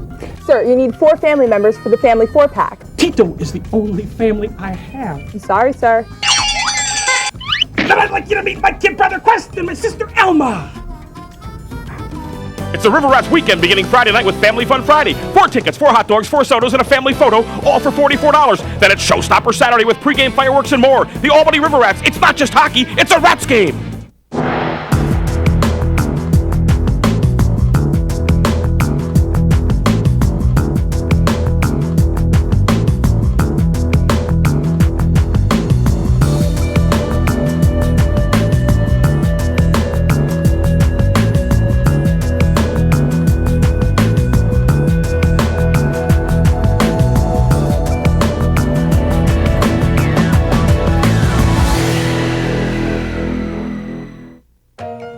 One word to drive innovation.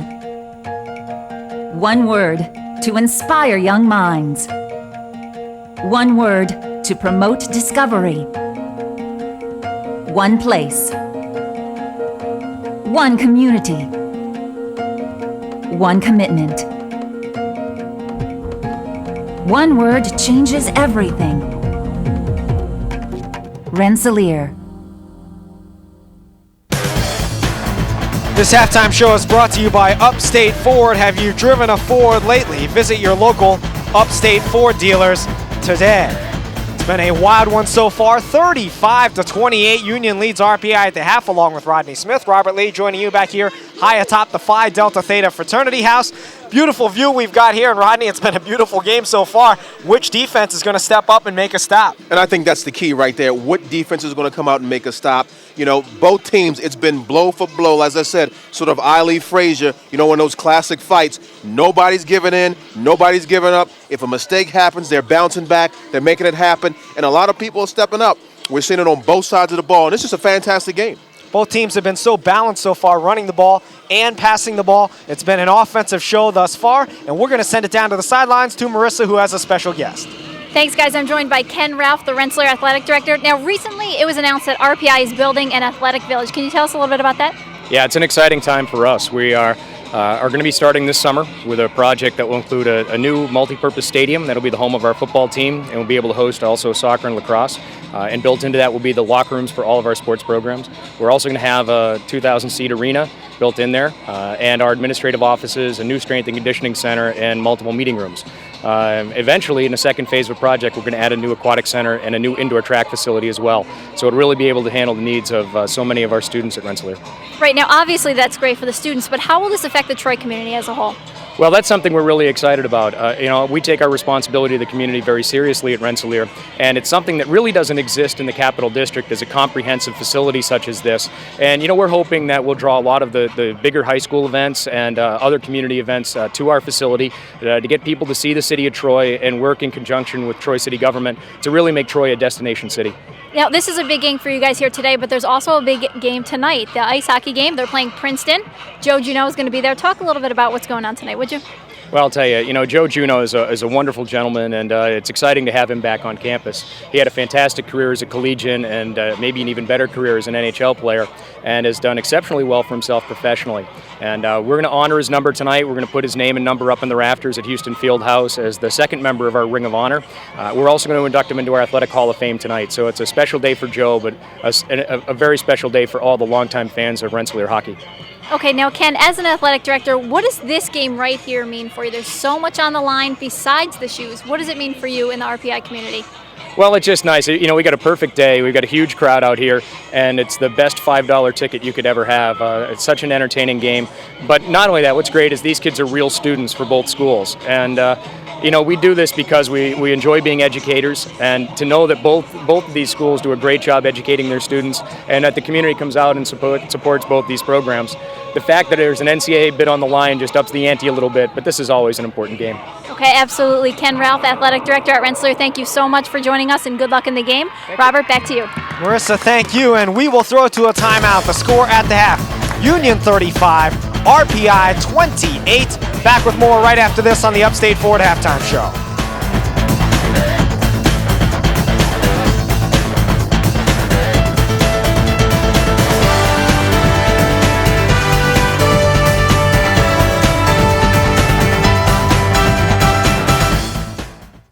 If it happens on Sunday, you'll find it in Pro Football Monday, the Capital Region's complete weekly breakdown of NFL game results, features, and expanded league stats. If the gridiron's got you, you've got to get the Gazette. Pro Football Monday, only in the Gazette. Buy it wherever newspapers are sold. Hi, I'm Yvonne Perry. A new Sealy mattress can actually make you feel and look better, but shopping around for the best price can be difficult. Wherever you shop, they all look a little different and have different names. It's confusing. But Taft makes it simple by guaranteeing the best price for a whole year and showing you how you can find the same mattress in other stores so you can see the savings. So relax, go to Taft, and start feeling and looking better today.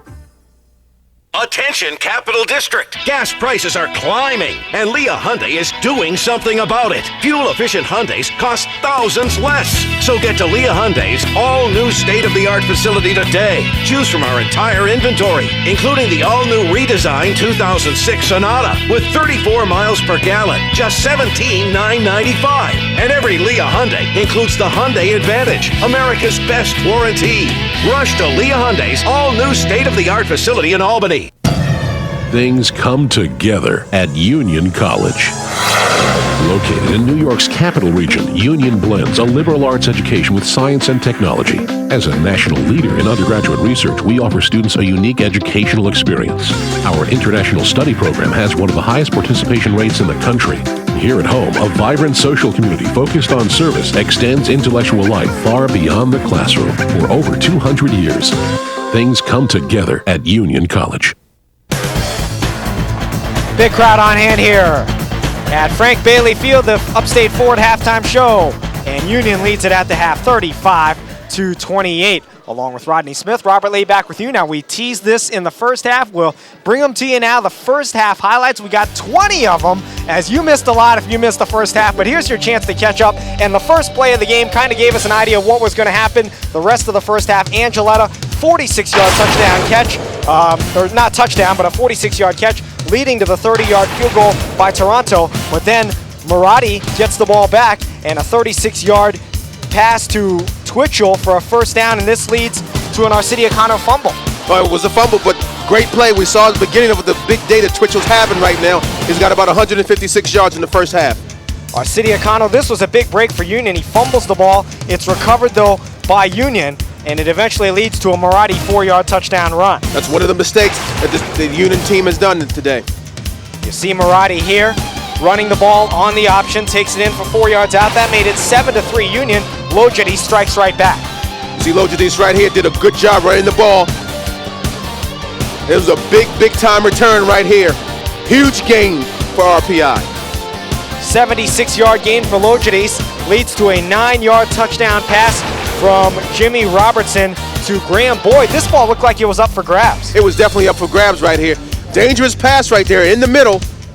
And you see it faked everybody out, including the camera guy right there, but RPI was in the end zone with a touchdown. 10-7 RPI. That would not be the end of the scoring. Twitchell, who had over 150 yards in the first half, has a 64-yard pass and reception here from Maradi. He is eventually taken down by Lojadis, but it leads to another Union touchdown.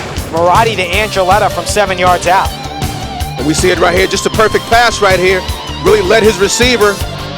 We haven't mentioned his name much, Argeletta, but he was in there for the touchdown. Then on the next kickoff, Union forces a fumble here and recovers it. RPI could not handle the kickoff. Union recovers. They take it inside the 20-yard line, and that sets up an interception. That ended up leading to another score for Union, a field goal. Then the interception by Grant Cochran, which sets up a 15-yard touchdown run by Jay Bernardo, who in our first look at him was as advertised. Oh, no doubt about it. We see him right here, just shaking and baking all over the place, making it happen. And these two backs are very similar, as you'll see. Maradi struggled a little bit in the middle part of that first half. He rolls out here. He gets intercepted again by Motzkin. 2 interceptions on 2 consecutive passes. And that led to a 22-yard field goal by Drew Toronto, which you'll see here. The lefty puts it up and in, made it 20-14 RPI. That only put us about halfway through the scoring in that first half. An 8-yard touchdown pass coming up here for Union. Maradi to Twitchell again. That made it 21-20. Quickly back the other way. Jay Bernardo strikes again from 4 yards out. And that was it right there. You see the big fella right there in the middle. He's a horse. When he runs the ball, he's a horse. He's not looking to get away from anybody. He's looking for people to try to run over. RPI decides to go for 2, and they throw the ball out to the far side, and McGowan comes up with the deuce, 28-21 RPI. Then Union would kind of take over. They march the ball down the field. A 2-yard touchdown run by Arcidiacono tied it up at 28. And then in the play that sort of broke serve, it's a fumble here by Robertson for RPI. Oh yeah, he did a great job coming in there. Not only just making a tackle, but getting that ball loose where he's putting his team on top right here. You see the touchdown in the corner, the fade route to Argeletta. Little hidden, we talked about it. He heard me talking about him, and he came back and got the big touchdown. Take a look at those first half stats. 356 yards of offense for Union, 166 for RPI. Despite that disparity, they're right in the game. 232 to 95 in passing yards, 126-71 in rushing yards, plenty of first downs. Couple of turnovers each side. Bernardo 2 touchdowns, Marotti 3 touchdowns, 2 interceptions. So it's been a wild one thus far. 20 highlights, all sorts of action. We're going to take a break and go down to Marissa Jacks. Thanks, guys. We're here with Jim McLaughlin, the athletic director here at Union. Now, Jim, you've been here as a coach, you've been here as a player, now you're the newly appointed athletic director. What's going through your mind right now? It's a lot of emotions here. This is just a great rivalry, as it's always been for the Dutchman Shoes. There are just so many more implications on the line today with the Liberty League title, the NCAA playoffs. What was going through my mind this morning was I wanted to get out in the field, but as I see the hits that are going on out here, I've decided against that. So it's been a fun day so far. Now, would you rather be here on the sidelines or out playing? No doubt about it, out on the sidelines. So. Okay, now can you talk a little bit about the future of Union, not only athletically, but academically as well? I think it's a real exciting time for Union College right now. The key thing that we have going on, the Board of Trustees just appointed a new president. Stephen Ainley is coming in from Holy Cross, and we're really excited about his arrival. As far as athletics are concerned, there's so many great things going on. We're in the midst of converting our gymnasium into a new state-of-the-art fitness center. It's a $2 million project for us, and basically I think the future is very bright for Union College athletics. Okay, and D1 hockey, another big sport here. Talk about the hockey team so far. Well, we had a great win against Princeton last night. We won 6-2. We got Quinnipiac coming in here. It's a program that's done very well. I know we hosted a playoff series last year, and we're going to make sure that we put the resources in place to support that program to remain competitive within the league. I know one thing that we're excited about is that we've partnered with Time Warner for the future to televise 3 of our games, and I believe it's going to be the Clarkson game, the Yale game, and the Cornell game coming up. So we're excited about Time Warner's commitment there. All right, Jim, thank you very much for joining us, and good luck with all the sports and all the seasons. I appreciate it. Robert, back to you. Marissa, thank you, and our thanks to both Union and RPI for all their hospitality. We hope this becomes a TW3 tradition. Hey, the rights to this broadcast have been granted by the Union and RPI athletics programs. Any rebroadcast or republication of this program without the written consent of Union and RPI and Time Warner Cable is strictly prohibited. This program is a production of TW3, your cable connection to our community. 63 points in the first half. Union with 35 of them. The Rensselaer Polytechnic Institute with 28. We'll take a break. Be back with more right after this.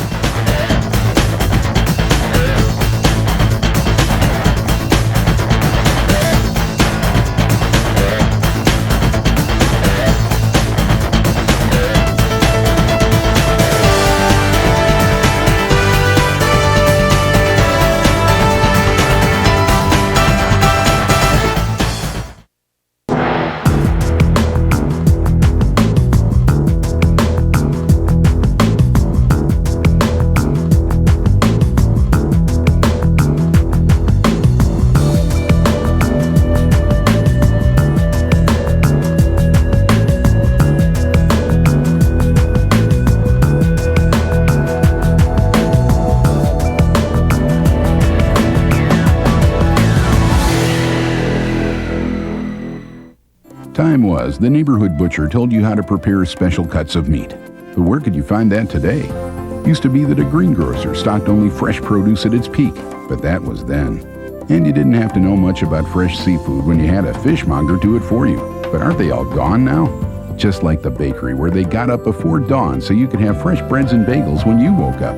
Well, it's still around at Price Chopper.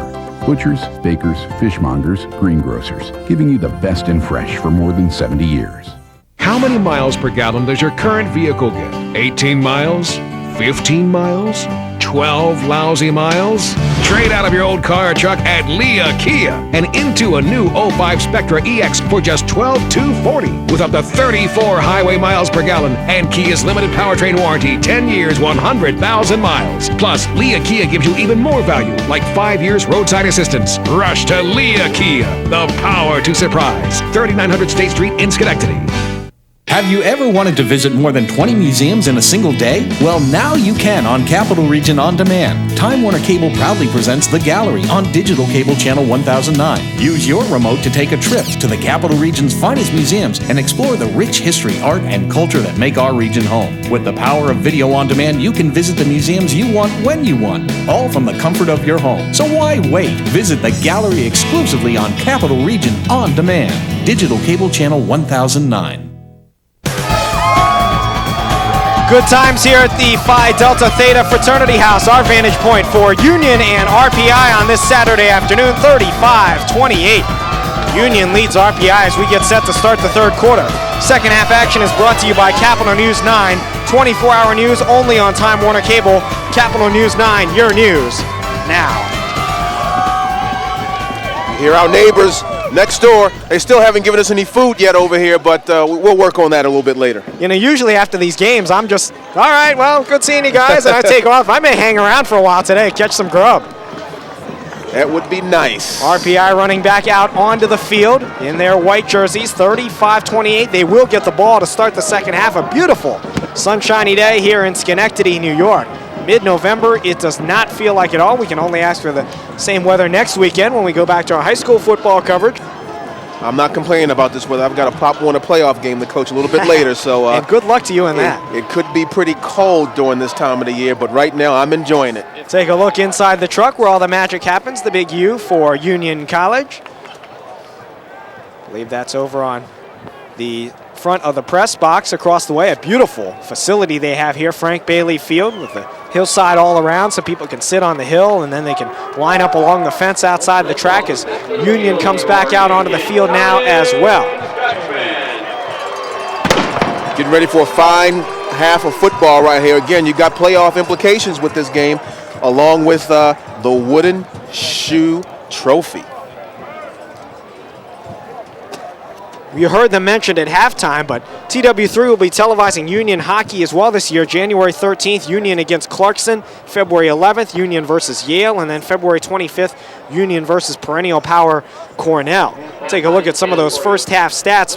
Maradi 13 of 23, 232 yards, 3 touchdowns, 2 picks. Arcidia Cano already over 100 yards, 21 for $110 and a score. Twitchell 6 catches, 156 yards and a touchdown. Angeletta 2 touchdown catches, 6 catches overall for 70 yards.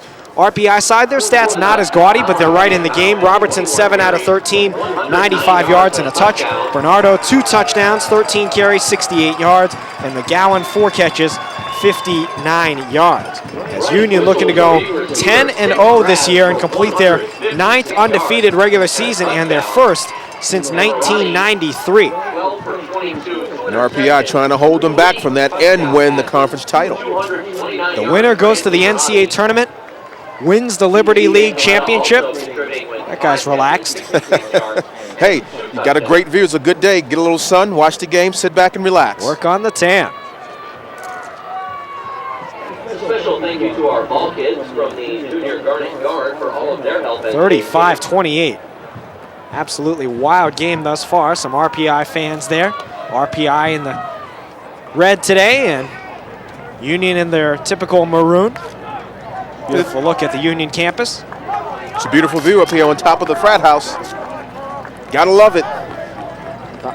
Probably a good chance they'll have a good time here tonight as well. Oh yeah, especially if they win. Especially if they win. I might see if I can buy a season ticket on top of the perch. It's like being in Fenway Park. Indeed. Take a look at Jack O'Brien, our red cap. And resident Notre Dame fan, making sure that the play does not start before it's supposed to. That is the red cap's job. Big Notre Dame fan there, shaking in their boots as the Orange of Syracuse are coming to town next week to take on Notre Dame. That's a quick shake, right? Yeah, like a chill. Very quick this year. Unbelievable.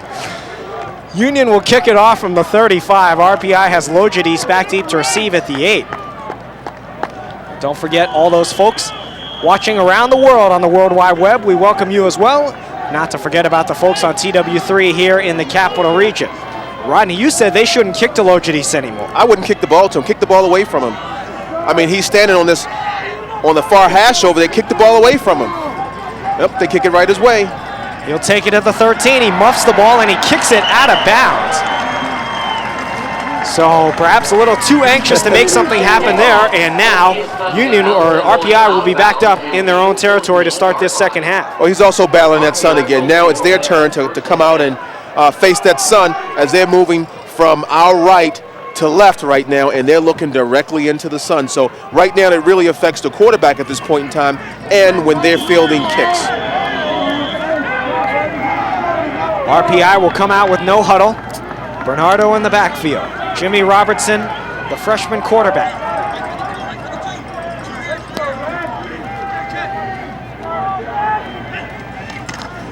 Handed off Bernardo. Running left and stopped after a short gain at the 15-yard line. See the bird's eye view the cameraman's giving you there. Up here on the perch with us. Simple handoff to Bernardo. Off tackle play right here. So RPI will go back to the no huddle here to start the second half. And what this does is it prevents the defense from making substitutions and getting in guys for situations. RPI just wants to keep the same guys out on the field. Now they work out of the shotgun, Robertson. Hands it off Bernardo, up the middle.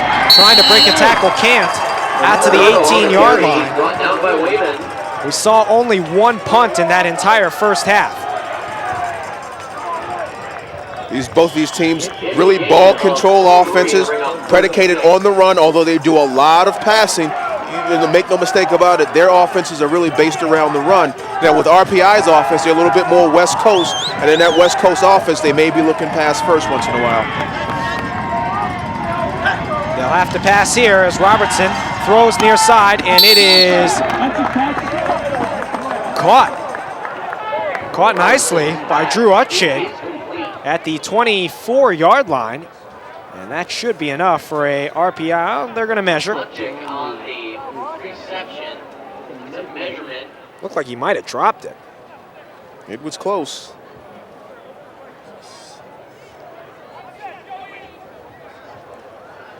And the measurement, it is enough for an RPI first down. So sigh of relief from the Engineers side.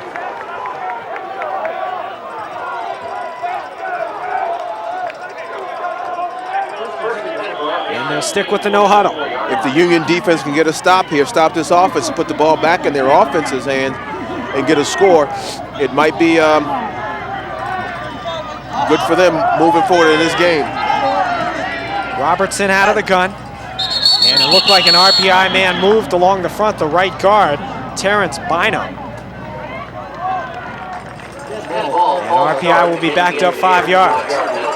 Haven't seen too many flags other than the face mask personal fouls we've seen today, but it's really been a clean game. You look at the scoreboard, 35-28, starting the second half. You may think there's a lot of mistakes going out there, but it's been good, solid football, and you expect nothing less from these two teams.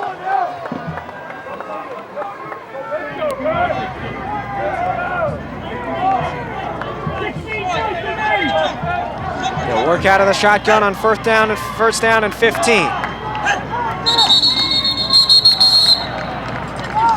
Play clock did not run out, but it looks like another whistle and another false start. So RPI backing themselves up here with penalties. Looks like they're trying to go on a long snap on 2 or 3 right there, and they're sort of throwing themselves off. Had a little movement on the right side of that offensive line over there.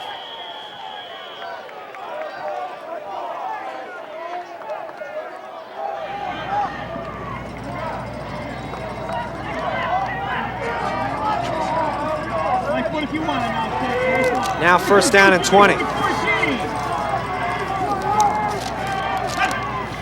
Robertson stands in, looking left.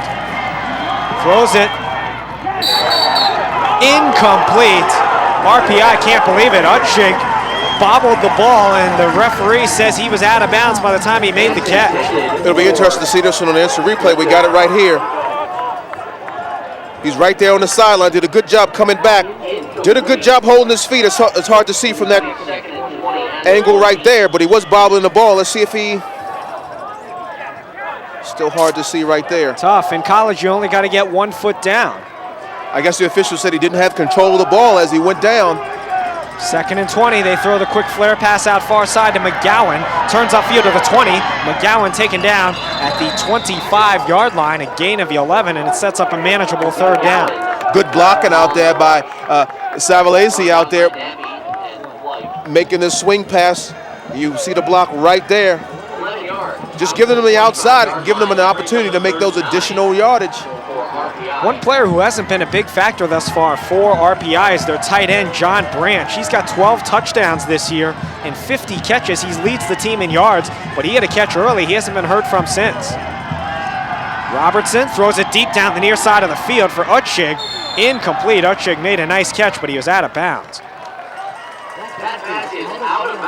Let's send it down to Marissa. Thanks, Robert. Now we're just out of the half, and here's a little interesting fact for you. In the 103-year history of this game being played, the highest scoring game was 62 points. They just beat that record now. It's at 63. Robert, back to you. Marissa, good work on the research. As for just the 2nd time today, RPI will be forced to punt. Goalie at his own 10. A senior. Low spiraling kick taken by Nappy. Nappy upfield to the 50. Nappy far side 45 and taken down inside RPI territory at the 43-yard line. Nappy did a good job running to his protection, running to where the wall was, drove it up to his right side, which is the bottom of the field. They're moving from left to right now, and then he swung it out to the outside to his left and really picked up some good sound yardage, where now they're starting off in great field position. Don't forget Roadrunner High Speed Online, part of Time Warner's all-in-one, faster surfing, faster downloads. Quick installation, 24-hour customer service, 866-370, phone, Roadrunner High Speed Online. Marotti for the Dutchman, hands it off Arcidiacano, bounces it right. Arcidiacano, big running room inside the 40 to the 36-yard line. Big number 74, Eugene Parloff leading the block. Union does a lot of pulling of their guards. They've got great offensive linemen, and they're able to do a lot of pulling as that extra protection, for the runner right there, really sealed that corner off and gave the running back an opportunity to turn that corner. Slower start to this 2nd half than there was in the 1st half. We already had 5 highlights by this point in the truck at this point in the 1st quarter. A little bit slower start thus far. Handoff Arcidiacano. Running right, bursts through the line to the 30, sheds a tackler, has a 1st down to the 27, and you feel like that's when the tide of the game really started to turn, was after those interceptions, they just started running Arcidiacano over and over. I went back to really making the run game the bread and butter right there, really relying on it. Arcidiacano came out and really gave his team a lift and took some pressure off of his quarterback, Marotti, where Marotti didn't feel like he had to come back and vindicate himself. I think that's what happened in that 2nd interception he did. Felt as though he had to take everything on and make it happen, but they gave the ball to Arcidiacano, and then Marotti has really taken off from there. Handoff, Arcidiacano hit in the backfield, trying to fight his way forward and swarmed under by the Rensselaer defense. Well, number 23, Mark Burns, really came in, blitzed in, really disrupted that play from the very beginning. Union again pulled the backside lineman that time, but the lineman really didn't know who to block because there were just a number of individuals in the backfield that time. We saw the linebacker coming right up the middle, had a single shot, number 58, but it's hard to tackle this guy one-on-one. Both of these runners are very extremely hard people to tackle one-on-one. You need some help. Which is why they've each got over 1,000 yards on the year, over 1,100 yards, actually, both of them. Marotti stands in, has time, throws over the middle, caught by Angeletta inside the 25 and taken down at the 24-yard line. Taken down by Monskin. Archuleta just running across the middle. Marotti sitting there behind the big offensive line. Good pass right there, and Archuleta trying to make some things happen. And he'll bring up a 3rd down. And a big 3rd down here, possibly 4-down territory. Union's field goal kicking has not been a strong point so far this year, so they'll probably go for it here on 4th down if they don't get it here. Too close to punt. Blitz is coming. Marotti trying to shake it, throws, caught, And now Angeletta on his feet inside the 15. He's got a first down to the 14-yard line. I would say Marotti's confidence is definitely back. As you said, blitz came right up in his face, was able to shuffle over to the left, avoid the blitz, and somebody else was right there in his face. You see it right there. Really threw that foot, threw the ball off the wrong foot, but was able to get it out to the wide side, his left side, to Angeletta. Angeletta knows what to do with the ball. When he gets it, sheds a couple blockers, and picks up an additional 4 or 5 yards on that play. Angeletta, 7 catches, 75 yards, a couple of touchdowns. They hand it off Arcidiacano. Strung out well by Rensselaer and taken down inside the 15 at the 14. Armin Warner, number 39 for RPI, playing it outside, did a good job shutting down the corner where Arcidiacano could not turn that corner and run the outside. We see it right here. Coming up, no way he was getting outside on that play. RPI needs to tighten up here. They're down by a touchdown, which in this game, you know, it's a hold of serve. They just had their serve broken a moment ago when they were forced to punt. Union trying to capitalize. DeGear and Arcidiacano in the backfield. Twitchell in motion. Marotti takes the snap. Throws to Twitchell. Caught at the 10 on second down. Twitchell's just having a fantastic game. Twitchell was the man in motion, coming left to right, and just really sinks himself inside that zone defense of RPI. And, you know, we talked about how well the quarterback, Marotti, has been able to find Twitchell today. Third down and 7. Now a timeout. Whistles. Timeout is called by Union for this big play. They want to get themselves on the same page. So timeout, Union. Definitely a big play right here. If Union can go up by 2 touchdowns right here, I mean, it's really going to give them a big advantage. You know, getting the field goal is definitely going to help them, but if they're able to put 2 scores, get out in front of RPI by 2 scores, I mean, it's going to somewhat put them in the catbird seat. We got about a quarter and a half left where we're at 7:43 this third quarter. As the players take a break, we remind you that you can see this game over and over and again on Capital Region On Demand, channel 1009 on Time Warner Cable. 866-321-CABLE, Capital Region On Demand. I can listen to myself over and over. With some popcorn, Mr. Greg Bobbitt. And we see the fans over there on the hill. Just a great venue today. It's wonderful. The weather's great. It's always good to see the fan support. And, you know, these 2 schools have a long history, great academic institutions as well as athletics. It just does well for the Capital District. Our producer today wants to send a shout out to Matt Durgans, watching, part of the Navy, down in Virginia, watching this broadcast today on the internet. Marotti throws far corner, wide open, incomplete. Twitchell could not get his foot down. He had beaten his man by 5 yards, and it'll be 4th down.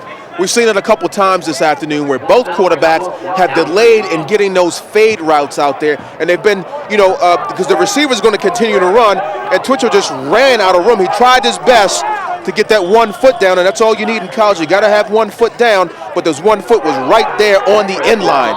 So on for the kick. Looks like Ben Rappel, the punter, or another kicker of theirs, will put it up, and it is no good. So the field goal kicking problems for Union continue. They are now 0 for 2 today, and RPI does hold them. It's still 35-28. RPI breathes a little sigh of relief right there because they could probably ill afford to go down, first of all, by 2 touchdowns, but even having a 10-point deficit would be tough for them with the way the flow of this game is going. A lot of pressure on the offense at this point in time to try to make something happen. The defensive Union shut them down, plus a couple of errors because we talked about how they got a couple penalties in there with the legal procedures and motion calls in there. So they got to come back and regroup and try to make some yardage up here. So RPI looking to drive down the field and score the tying touchdown. Just about halfway through this third quarter, 35-28 Union. Along with Mercer Jacks, Rodney Smith, Robert Lee joining you on a perfect Saturday afternoon. Bernardo has been bottled up here in the second half. He is stopped for a loss of 1. You talk about adjustments that teams make at halftime. It appears that defensively Union has made the right adjustments. I can't see right now specifically what they're doing, but maybe they're just staying home and not being as aggressive, which causes a lot of gaps in your defense. Maybe they're just staying home and waiting for Bernardo to run to them. Did want to also take a moment to thank the 2 SIDs for each school. So much of what they do is unsung hero work. The sports information directors, Kevin Beatty of RPI, Eric McDowell of Union, helped me out this week, helped out Time Warner as well. A throw to Branch. He's got it outside the 35, and Branch, who we spoke about a little while ago, reappears, comes up with a big catch out to the 41-yard line. Nothing special, just a little out pattern by Branch. He was on the right side that time, and you see good protection up front for Robertson. He finds this big guy running up the middle. It was actually the second time we called his name all game. We thought we would hear more from him, but Union's just been doing a good job keeping the ball out of his hands. Second in the Liberty League in yards per game. Branch with his 52nd catch of the year. Big target, 6'4", 245 from Colony High School.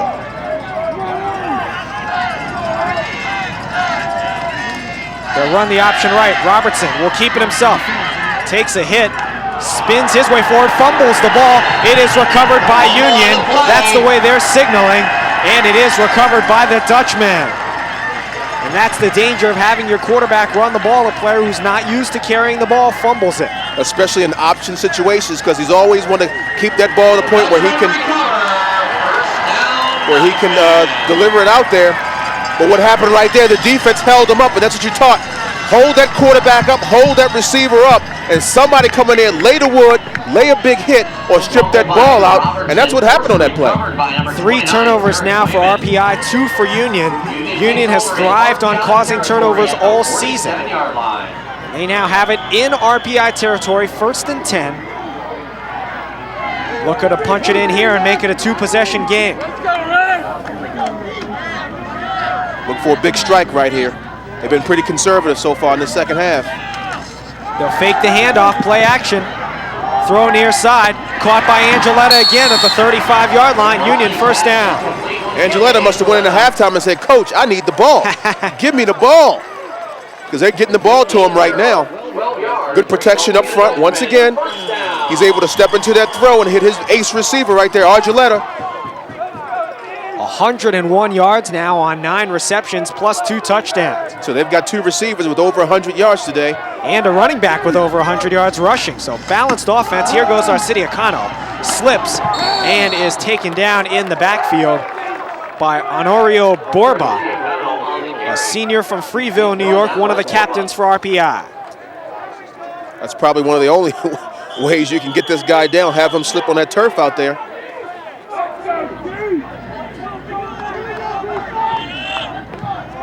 It'll be 2nd down and 13. Angeletta to the near side. Twitchell to the far side. They'll run option left. Cutting upfield, Marati takes a big hit and is brought down at the 31-yard line. These teams look so similar. If you had them in just plain jerseys, you wouldn't be able to tell which team is which. It seems as though they're running the same style of offenses. You know, they'll run some option, they'll run some spread. They've got solid runners, good quarterbacks, excellent receivers, good protection up front with the offensive line on both parts. That last play, Union went double tight, ran option left. First time we've seen Marati run the ball, you know, in an option today. Mirror images of each other. They'll work out of the shotgun here, which is a more RPI-like set. Marati, short drop, throws, caught by Arcidiacano in the open field, jukes a man. Arcidiacano has another Union first down inside the 20 at the 19. You've got to be kidding me. These 2 backs are just phenomenal runners. You're witnessing a terrific game by both sides today. You just see a little swing pass in the flat. Nobody was on him quick enough right there, and there's no way you can leave this guy uncovered. You've got to have someone on him no matter where he goes, especially in the pass route. And you see he's just stutter step faking out there. You got to break yourself down. Don't watch his shoulders, don't watch his head. Keep your eye around his midsection and try to fire into him and stop him. And I know I talk about it like it's easy, but I'm sure it's difficult. 1st and 10, they hand it off Arcidiacano. This time wrapped up by Borba again after a short gain at the 18. You made it look easy back in your playing days, right? I wish I did. I used to practice against a guy by the name of Dave Meggett, and he was the same way. You could never tackle that guy because he was so shifty. And if you're watching his upper body, he's going to shake you and run right past you. But you have to focus down on his midsection where, center of gravity is, where, it's not going to go many places. And you try to attack it, but it's so difficult. It's so difficult to try to do. A rapidly moving third quarter without any scoring, which is a total change from what happened in the first half. Now RPI signaling that a Union man moved along the line. A lot of confusion on that play. We had some of the receivers lined up to the wrong side, some shifting going on out there, and generally when that happens, the big fellas get in there, and it's hard for them to hold things back. Second down.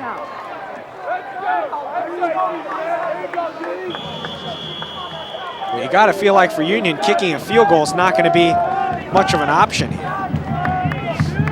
So they're probably going to go for it regardless. They're just trying to use the next 3 downs to pick up a first down.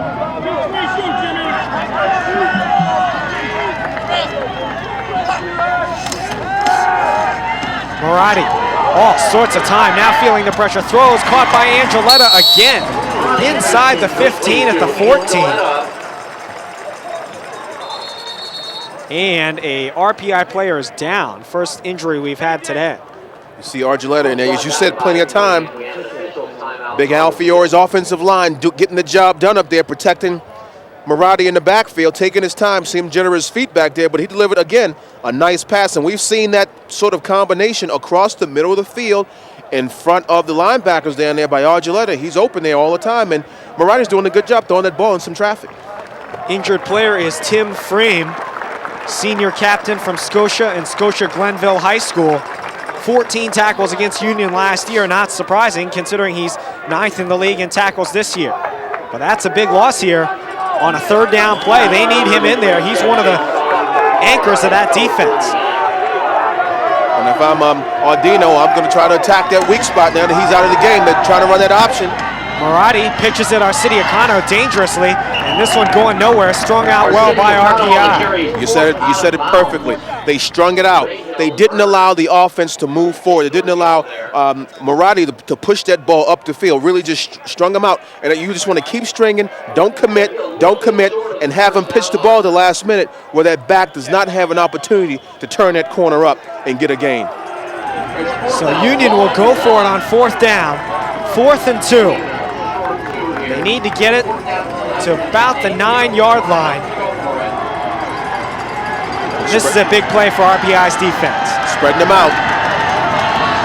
Arcidiacano and DeGear in the backfield, out of the shotgun. Send a man in motion, Angeletta back to pass. Throws, caught, first down, Angeletta inside the 5, too easy there. And he's doing it in the heart of the defense. Nothing fancy, just finding the dead spot in there. But credit Moratti with threading the needle, and that's what he's had to do because his receiver is not wide open across the middle of that field right there because he's surrounded by defenders. He's finding the dead spot, and he and Moratti has got a connection right now, and they're making it happen. Steve Angeletta, the junior, his 11th catch of the game, 116 yards. 79 catches this season in 10 games. Terrific year. Handoff Arcidiacano up the middle.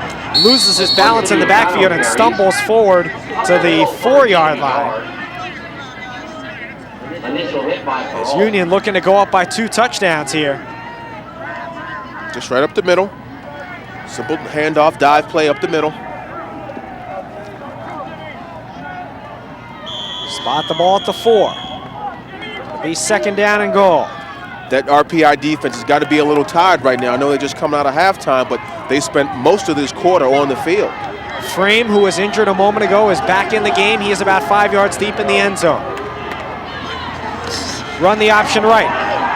Moratti keeps it himself, takes a big hit, falls forward into the end zone for a touchdown. Moratti would not be denied on that play right there, running the option. Almost was tackled in the backfield that time, was able to break loose of that, and then run into the end zone. He smelled pay dirt and ran over the defender to get into the end zone for a touchdown, and the cannon goes off. 2nd touchdown run of the game. You see Angeletta with a block there, and he ends up running over Adam Logidis, the cornerback. Motzkin could not bring him down either. Extra point is up, and it is good. with 1:25 left to go, third quarter. The score now, Union 42 and RPI 28.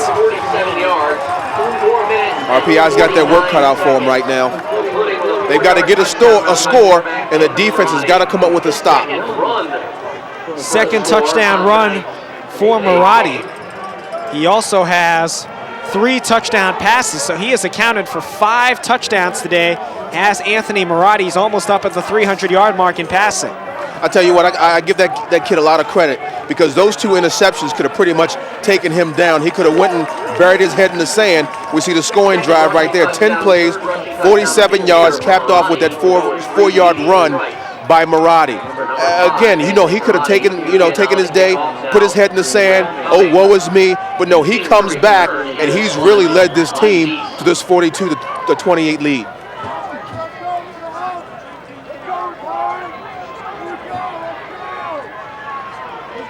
On to kick it away, Cummings. Lojadis, the dangerous man, back deep to receive.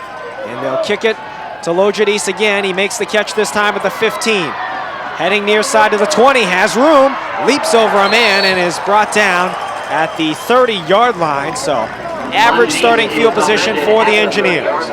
Dangerous, dangerous, dangerous return, man. He does a great job, but he's able to do that job because they do such a good job up front. You see right here, he's up the field 15, 20 yards before anybody even touches him. RPI has not fared well here at Union in recent years. In fact, they haven't won here at Union in this series since 1992. Joe King, the coach, 5-11 all-time against Union, so John Aldino's had his number for the most part. RPI looking to rally and come up with a victory in probably the biggest game ever played in this series. Robertson out of the gun, fakes the handoff. Bernardo has time, throws far side, caught. Past the 30 to the 32. Brendan McGowan on the catch for the Engineers. You see Robertson really wanted to go downfield with that pass, went to his safety valve, and that's a smart move by this freshman. In situations like this, you want to try to hurry up and get back in the game. You're not going to hurry up and try to get back in the game against this strong Union defense. You got to work your way down there, make things happen, do some safe things, take a couple chances, and then see what happens. Robertson down the middle, caught by Branch near midfield. John Branch, his 3rd catch of the game to the 48-yard line, and RPI, first down. And he was covered. Make no mistake about it, he wasn't running down and open. As we take a look at the replay right here, Robertson, good protection up front, throws it off his back foot right there to his big fella, but he's so big, he's pretty much can out jump the defenders down there. Beautiful pass by Robertson, put it right on the money to a man on the run. So Branch's 3rd catch of the game for 60 yards.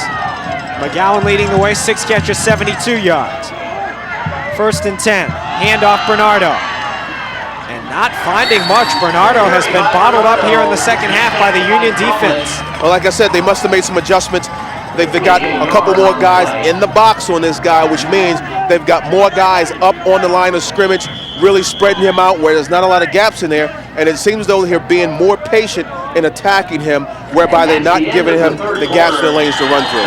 That will be the end of the 3rd quarter with the score, Union 42, RPI 28. Beautiful day in Schenectady. We come back with a 4th and final quarter right after this on TW3.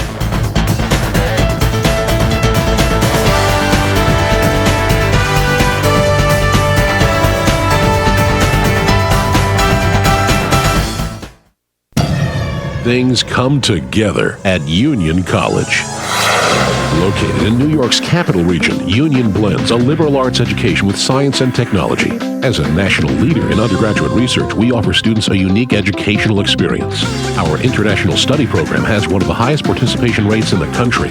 Here at home, a vibrant social community focused on service extends intellectual life far beyond the classroom. For over 200 years, things come together at Union College. Time was the neighborhood butcher told you how to prepare special cuts of meat. But where could you find that today? Used to be that a greengrocer stocked only fresh produce at its peak, but that was then. And you didn't have to know much about fresh seafood when you had a fishmonger do it for you. But aren't they all gone now? Just like the bakery where they got up before dawn so you could have fresh breads and bagels when you woke up. Well, it's still around at Price Chopper. Butchers, bakers, fishmongers, greengrocers, giving you the best in fresh for more than 70 years.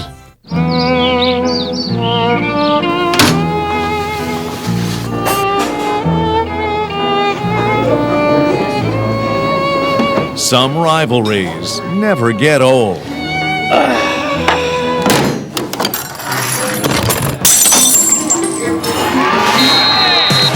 Catch all the exciting high school football action again on Capital Region On Demand, Channel 1009 on Time Warner Cable. What's your rivalry? If it happens on Sunday, you'll find it in Pro Football Monday, the Capital Region's complete weekly breakdown of NFL game results, features, and expanded league stats. If the gridiron's got you, you've got to get the Gazette. Pro Football Monday, only in the Gazette. Buy it wherever newspapers are sold. Back here at Frank Bailey Field, NCAA Division III football, Union 42, RPI 28. We'll send it down to Marissa Jacks. Thanks, Robert. Now, as we've been telling you all game, this is being streamed live on the internet. And we just got word that there are about 20 Union students in the Czech Republic watching this game. So Mark from Phi Delta Theta and all his friends that are watching this game, thanks for joining us, and hope that you like what's going on so far. Your Union Dutchmen are winning the game. Robert, back to you. Marissa, thank you, and our welcome to all those folks around the world watching this game on the internet, a first ever for TW3, and a very exciting development. At the end of 3 quarters, Union outgaining RPI 443 to 237. 8 out of 13 on third downs, RPI 2 out of 7, and Union has run 67 plays to RPI's 43. RPI's defense could be wearing down a little. I think they might be wearing down. So the offense has got to hold on to this ball here and make some things happen, for their team. Looks like a man jumps. We'll see if he was drawn off. He was not. It will go against Union. Defensive Union is a little anxious. They haven't had much time on the field this second half. First down. Should be second down. Still second down. Correct. Oh, please turn that microphone on. Thank you. Second down and 4. Now everybody looking over at the sideline as they change the play. They throw a quick pass near side. McGowan has blockers across the 40. McGowan breaks a tackle, has a first down, is taken out of bounds hard at the 37-yard line. And McGowan is down. He took a big hit near the sideline right there. You see he's slow to get up. They can ill afford to lose him. Looked like somebody rolled up on the back of him. See it right here. Oh, yeah. Momentum just took him out. Rolled in the back of that ankle. Will be a little bit sore tomorrow. 42-28, Union leads RPI. Robert Lee, Rodney Smith, Marissa Jacks with you on a perfect Saturday afternoon in the Capital Region. Union into the game 9-0, 6-0 in league play. RPI 7-1, 5-1 in conference play. Winner goes to the NCAA Tournament. McGowan looks like he's okay. He goes in motion. They fake the handoff. Flag is down. They throw deep for McGowan. Incomplete, broken up by Pat Sheridan, and a flag is down there as well. We know one's going to be off, pass interference on Union. Not sure what the flag up near the line of scrimmage or behind the line of scrimmage is going to be. Several penalties here. We'll wait for the indication.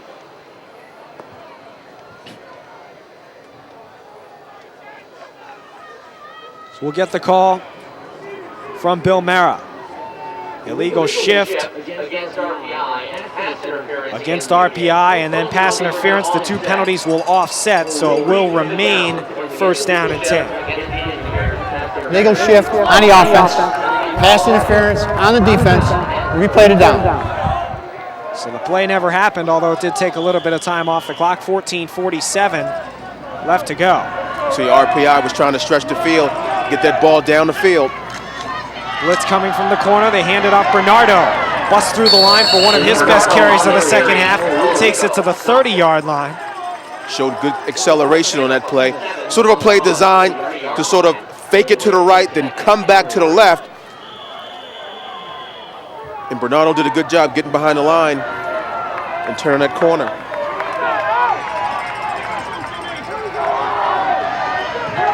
Set up a second down and 3. Handed off Bernardo again, cutting his way up the middle, bounces it outside. Bernardo shake and bake inside the 20 and taken out of bounds after picking up another RPI first down at the 17-yard line. Well, looks like what they're going to try to do with him, instead of having Bernardo just run straight into the line, he's sort of going one way, then counter step back the other way, and right now he's been doing it from right to left, and that time he was able to get the ball and run it outside with a bevy of different shake and bake moves. Showing the shiftiness that has led him over 1,200 yards on the season, 94 yards now in the game. Put a man in the backfield, McGowan. They'll run the shovel pass, and this one going nowhere. Walton Yedlin again, making the big stick from his defensive tackle position. Staying at home, waiting for the play to come back to him right there. What RPI was trying to do, as you said, it was a man in motion, went behind the line of scrimmage that time. I think it was McGowan went behind the line of scrimmage to sort of draw some attention that way. And then they just do a little shuttle pass underneath to Bernardo, but it really went nowhere because, as you said, the big fella down there, Walton Yedlin, was there to stop the play.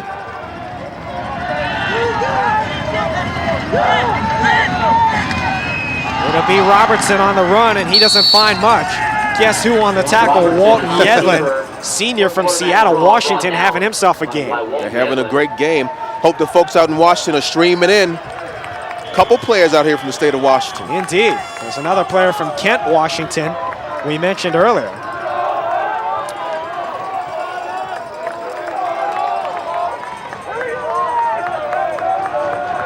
Grant Cochran for RPI from Kent, Washington.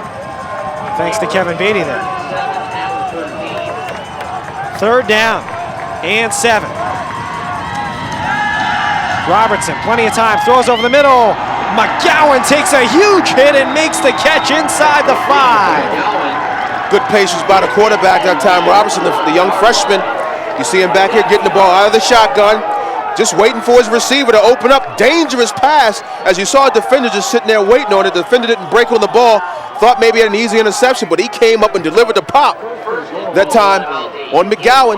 Chris Nappy, number 2, made the hit on his fellow number 2, McGowan. Now RPI knocking on the door, 1st and goal. Handoff Bernardo, up the middle, into the end zone, touchdown Engineers. No guess who's going to get the ball on that play. You in that close, get it to the bread and butter man, and for this team it's Bernardo, just straight ahead running. RPI with a touchdown, 42-34. 3 touchdowns now for Bernardo, giving him 18 touchdowns on the year. 10-play drive, 70 yards.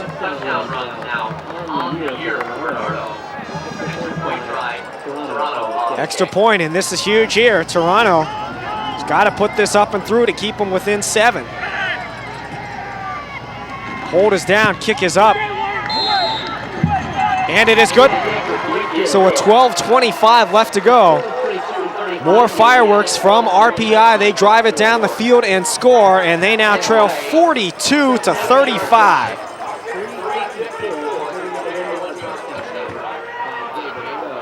It has been a wild one thus far, and you get the feeling this one's going to come right down to the wire, but RPI's got to stop Union at some point. They haven't made them punt all game. Exactly. They got to get a stop here.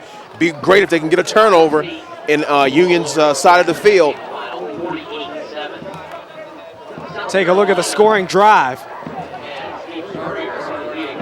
10 plays, 68 yards, officially 1-yard touchdown run by Jay Bernardo, his 3rd of the game. He's got 95 yards on 21 carries.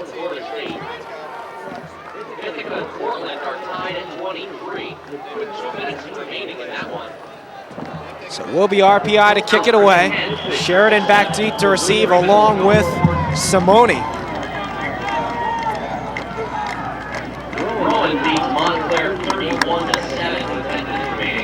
Toronto boots it away. End over end kick that'll be taken by Simone outside the 10. Running up the middle of the field, trying to reverse direction and not finding much. Stop short of the 25-yard line at the 24. Well, we'll see if some of this momentum can carry to the defensive side of the ball for RPI. They need a stop here, Rob. They've got to stop this momentum of the Union offense. If not, they're going to continue to find themselves with that 2-touchdown deficit, and at some point in time, that clock's going to hit 000 and the game is going to be over. Time Warner digital phone. Unlimited calling anywhere in the U.S. and Canada. Free caller ID, call waiting, and speed dial. Part of Time Warner All-in-One. 866-370-PHONE. Here comes Union to the line. Marotti, and they can expect a steady dose of Arcidiacono here. They'll pitch it out to him left. Arcidiacono to the 20, hit hard at the 25, and falls forward to the 28.5-yard line. He does not go down easily. I mean, he gets hit, and he just leans and keeps his feet moving and just goes forward. We see it here, just a pitch out to him right here, does a cut, gets a good block by his receiver, and he picks up 2 or 3 additional yards. Up to 127 yards on 30 carries now, better than 4 yards a rush. Under 12 minutes left to go. They hand it off Arcidiacono again. Upended and submarine somersaults his way forward to the 32. Spectacular tackle there. Saw some gaps in the line right there, and was able to cut that ball backwards, just up in. You see number 7 right there. Rahill, as Arcidiacono was going over him, he sort of got up off the ground, was able to upend him. Union has been stellar on third downs all season, 41% on the season, which is just a terrific mark. 8 out of 13 today. This is a big third down here, 3rd and 2. They throw far side, Angeletta. Fights forward, has a first down to the 35, a huge conversion by the Dutchman. Again, dangerous plays. If RPI could get a sense that Union's throwing that hitch pass out there or that screen and jumps in front of that ball, that's going to be an easy touchdown, especially throwing it that far across the field. Instead, it's another first down for Union, and they'll keep the clock moving. Every first down takes another 2 minutes off the clock. And the clock is Union's friend right now. They lead it by 7. Hand off Arcidiacono, following his blockers to the left. Motzkin stripping at the ball, unable to get it out, and he's taken down at the 38-yard line. Motzkin did a good job really getting behind the blocking of Union, because Union had that play blocked extremely well. They pulled a lineman right here. See big number 76 being pulled, and he just jumped right behind him and had the quickness to get on top of the running back right there, Arcidiacono. 2nd down and 8. Coming up on 10 minutes left to go in the game. Dutchman Shoes, NCAA Tournament bid, Liberty League title on the line. Marotti throws far side, almost intercepted. Angeletta unable to make the catch. San Giorgi there on the coverage from his safety position. And had San Giorgi been looking for the ball, he might have been able to make that interception. He definitely, because I thought that ball was going to be intercepted while it was thrown. You know, he went for the tackle that time, didn't go for the ball. Had he went for the ball, it might have came up with an interception right there, because that was a poorly thrown ball by Marotti. We haven't seen many after his back-to-back interceptions. 3rd down and 8. Huge point here for the RPI defense. They need to get off the field. They got to bring it right here. This is a crucial play. We've got just under 10 minutes left in this game. They've got to get the ball back in the hands of their offense. 4 receivers, 3 to the top of the screen. Here they come on the blitz. They throw. It is caught at the 40. And taken down short of a first down is Andrew Regal. And finally, Union should be forced to punt. I don't know. They're thinking about this one. They're thinking about this one. That'll bring up a 4th down for Union. He's got to have a lot of confidence in his offense and defense, but I think he's going to play it safe here. 7-point lead. Working down towards 9 minutes right here. He's going to put some trust in his defense. And it'll be Sean Lozier. First time we've called his name out today. He's on to punt for Union at the 27-yard line. Lojadis back deep to receive, and now RPI will call a timeout as they had too many men on the field, and that would have been a critical penalty because it would have led to a first down. And that's why they called the timeout right there. They didn't want to take a chance because Union was just recognizing that, and they were ready to snap that ball. And that's what you got to do. If you're the kicker back there or the quarterback on center, if you feel as though you've got your opposition in a position where you can get a penalty like that, in this situation where it gives you a first down, you got to snap that ball. Today's attendance, 4,247. The all-time attendance record, 7,000. I don't know how they fit that many people here, but 42-47, a huge crowd. Last year, 1,931 showed up to watch the game. This year was so much on the line, 4,247, a terrific crowd here today at Frank Bailey Field. And you can see plenty of great seats. You sit up on the hill, you relax, you spread out a blanket. It's really a great scene for college football here. Not many have left because they've been, they had the pleasure of watching a good game. The 7,000 was way back in 1931, we're being told, so long time ago for that, a little before my time. So Lozier on to punt it away to the dangerous Lojadis. Looks like RPI is going to bring it. I would not kick the ball to him. I would kick the ball away from him. Here they come. Kick is away. Right to him. Spiraling kick. Lojadis takes it at the 26. And good coverage by the Dutchman. He is taken down at the 30-yard line with 9:04 left to go. Union leads it by a touchdown. RPI with the ball. Well, RPI is going to need a quick strike. They can ill afford to sort of methodically work this ball down the field. They got to be patient. Don't force it. They don't have to take any risks here. Again, with 9 minutes left, and they're going to need, to get this ball into the end zone. Take a look at some of our camera folks doing such a great job down on the field today. Certainly Dan Keys, a picture-perfect day for Dan and company to work down on the field. Benny Kula right there at the 35-yard line. As they fake the handoff, they throw it for McGowan. Nice catch. Sidesteps a man to the 30, up to the 35. Flag is down. He's taken out of bounds at the 36-yard line. They're going to get him with a push in the back on the outside with that flare out. It's our man, Brendan. As it looks like, as Rodney said, the penalty is going to go against RPI. This one is coming back. It's an illegal block and back against RPI. That's a 10-yard penalty. So that'll be a block in the back, and this will back up RPI, something they can ill afford with under 9 minutes left to go. And we saw this happen at the beginning of the second half.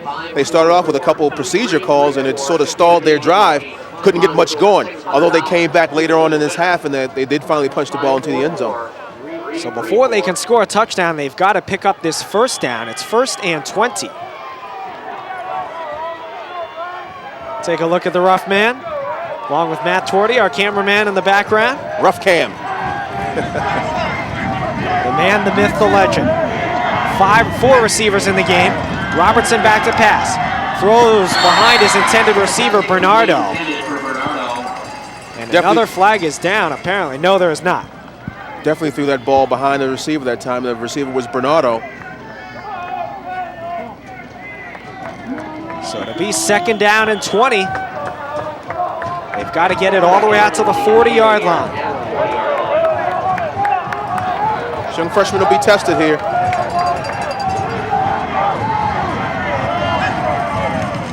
They'll run the option right. Room for Robertson. Hit hard and taken down at the 26-yard line. Stick delivered by Vito Pellerito, the leading tackler from his linebacker position for Union. One thing that's in Union's favor is the fact that they do this no-huddle offense. And we see Robertson, he's hobbling around. Can't even get the call.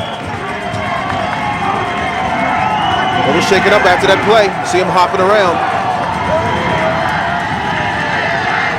Plays a signal into him. That's why you see him looking at the sideline there. Play clock is down to 8. RPI definitely does not want to use any more timeouts. They've already used 1. The play clock is down to 2. And he takes the snap. Throws over the middle, caught by Branch, but short of a first down at the 34-yard line. And RPI should be forced to punt. Robertson's really shaken up. He's coming off the field hobbling. He's in pain. And the Union defense comes up with a big play, but you got to think about it. They've had that flag down there, which took them back 10 yards. On to punt, Greg Goley. Deep to receive, Chris Nappy at the 30-yard line. Good snap. Union sets up the return. Goley, low, wobbly kick, bounces at the 25. Nappy takes it at the 15 and falls forward to the 20-yard line. So, with 7:23 left to go in the 4th quarter, RPI needs a stop here because Union realistically could just run out the clock if they come up with a big drive. Replays of today's game coming up tomorrow, Sunday, November 13th at noon. Monday night, November the 14th, 7 p.m., Monday Night Football. And then Thursday the 17th, 7 p.m. as well. Jack O'Brien, our red cap, taking in all the action from the best seat in the house, right on the sidelines.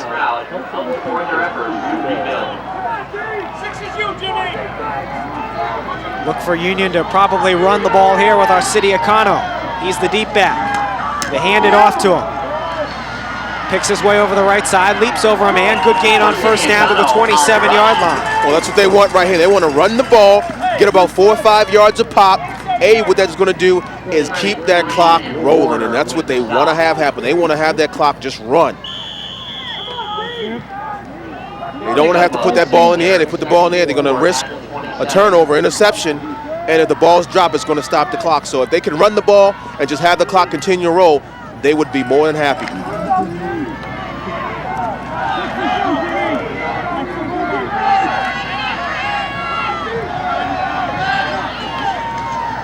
Handoff Arcidiacono.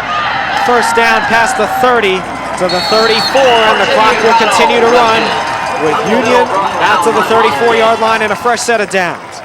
Now for the defense, they're in the situation right now where they've got to pick it up. Somebody's got to make a play. They can't sit in there and sort of feel sorry for themselves. Somebody's got to come up and make a big play, whether it's stripping the ball out, creating a fumble, doing something, but they've got to make it happen here, or just stopping the runner. Make them put that ball in the air. Look for RPI to stack the line of scrimmage. Unlikely the Union's going to try to throw in this situation. 1st and 10. Handoff. And Arcidiacono leaps over a man again and has another good gain on first down to the 42-yard line. And again, the linebackers are probably a little too deep. I would creep the linebackers up, make it tough for them to run that ball, and make them put the ball in the air. But as long as they have those gaps in there, and it's going to take 4 or 5 yards before somebody even touches Arcidiacono, you know, he's just going to continue to run, hop, leap, jump, and make the yardage, and that clock is rolling along. 5:45 left in the fourth quarter.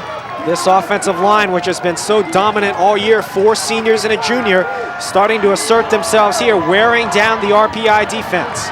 Well, I was told they were well coached by Mr. Alan Fiore, so I guess he's right. Handoff Arcidiacono, short gain this time to the 45, but it looks like he has enough for another first down. Clock will stop while they move the chains and get them set, but you see right here, big number 74, I've been calling his name all day long, Parloff in there, blocking away on that pass, creating the holes, creating the gaps. The first step for RPI, they need to keep them from getting 7 yards on first down. That's it. Because that just makes the 2nd and 3rd down conversion that much easier. 8 men at the line. They fake the handoff right, go back left. And Arcidiacono again across midfield for a gain of about 5 or 6. They got to figure out there, the kids got to figure out there that, again, Union's not going to do anything fancy. They're going to keep the ball on the ground, probably running in the meat of the offense right there behind the big offensive line. Get up there and make something happen. Now Arcidiacono checks out of the game, gets a nice hand from the Union crowd. Deserves a rest. He's got 37 carries for 162 yards. 5 straight runs now for Union. Chances are good you'll see number 6 coming up here, and you will. Zach Tillo. Oh. Big hit at the midfield mark and taken down at the 48-yard line. This RPI defense has got to be tired. They've spent a lot of time on the field in this second half, and there's been a lot of running going on, and that wears and beats down on the defense. And that was the goal of Union up front. They wanted to pound the ball down the throats of this RPI defense, and that's what they're doing, and I think it's finally beginning to show. Armin Warner, senior from Schenectady, on the tackle. Under 4 minutes left to go. Union leads it by 7. NCAA Tournament berth on the line. Tillo still in the backfield. Big 3rd and 3. They run the option left. Marotti keeps it. He's got he's close to the first down at the 45-yard line. Looks like from our vantage point that he's got it. They will measure. They'll measure. This will help RPI out, but if he's got the first down. Really, with 2 timeouts left, RPI can only afford to give up another maybe 2 first downs, and then the game will be over. It is a first down for the Dutchmen. The fans can feel it here at Frank Bailey Field.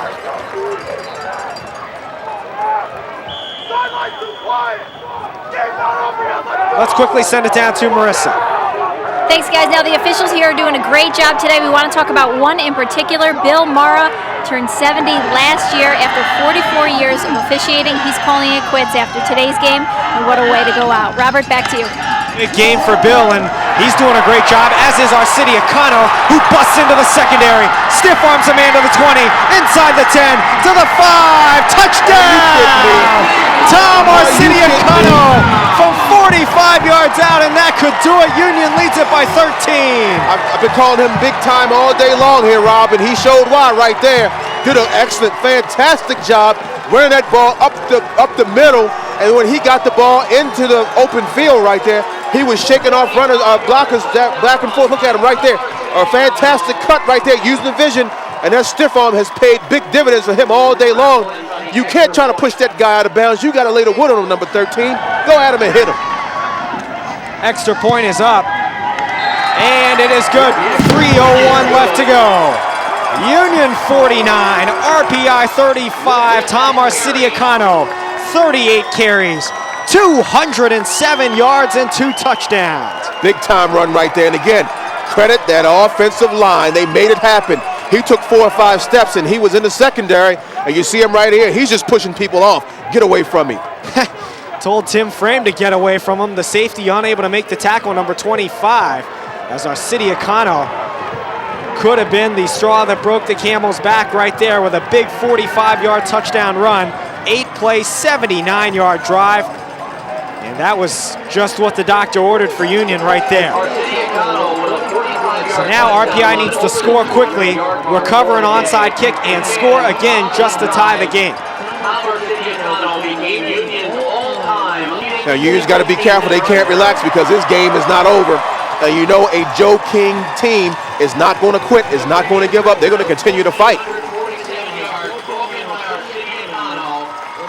They just announced that Arcidia Cano is now the overall single-season leading rusher in Union history.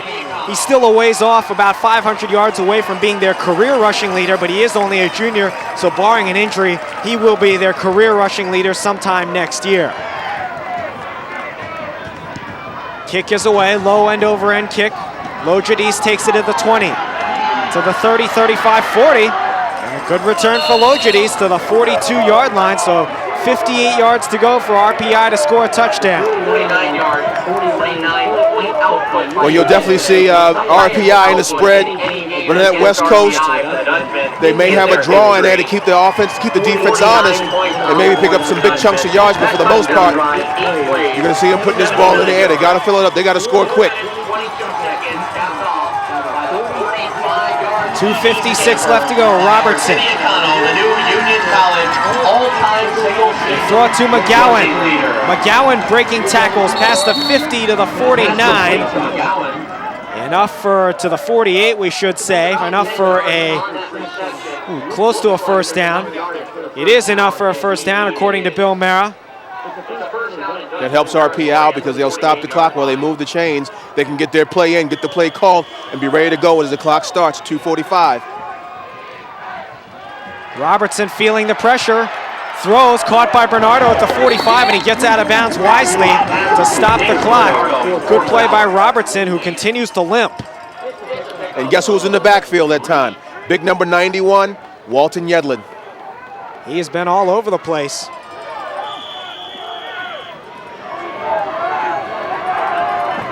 Second down and 7.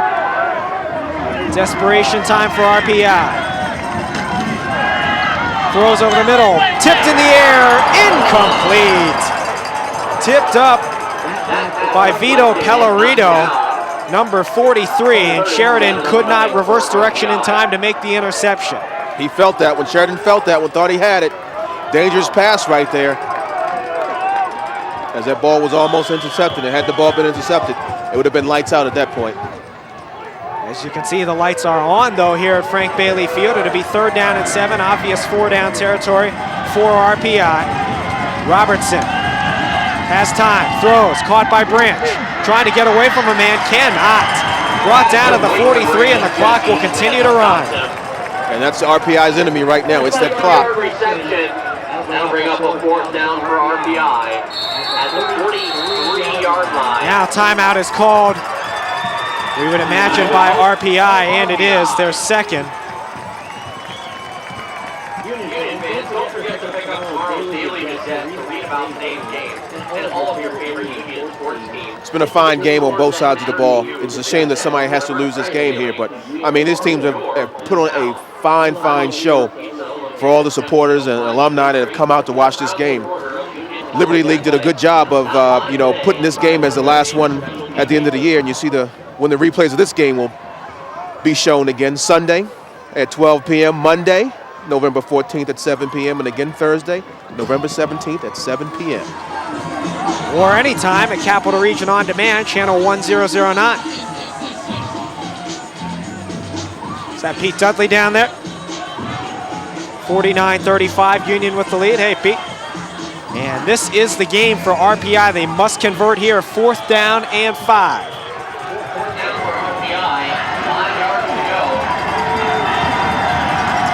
If they don't convert, Union will win the game. Robertson rolls out. He's going to run for it. Trying to get outside, limping his way towards the first down marker. What a terrific gutsy play by Robertson. No doubt about it. You saw the limp begin to come in. He's still hobbling from hitting that ankle. You see him right here, the pressure, and we know who was putting the pressure on, Walton Yedlin. But Robertson gets outside, didn't stop.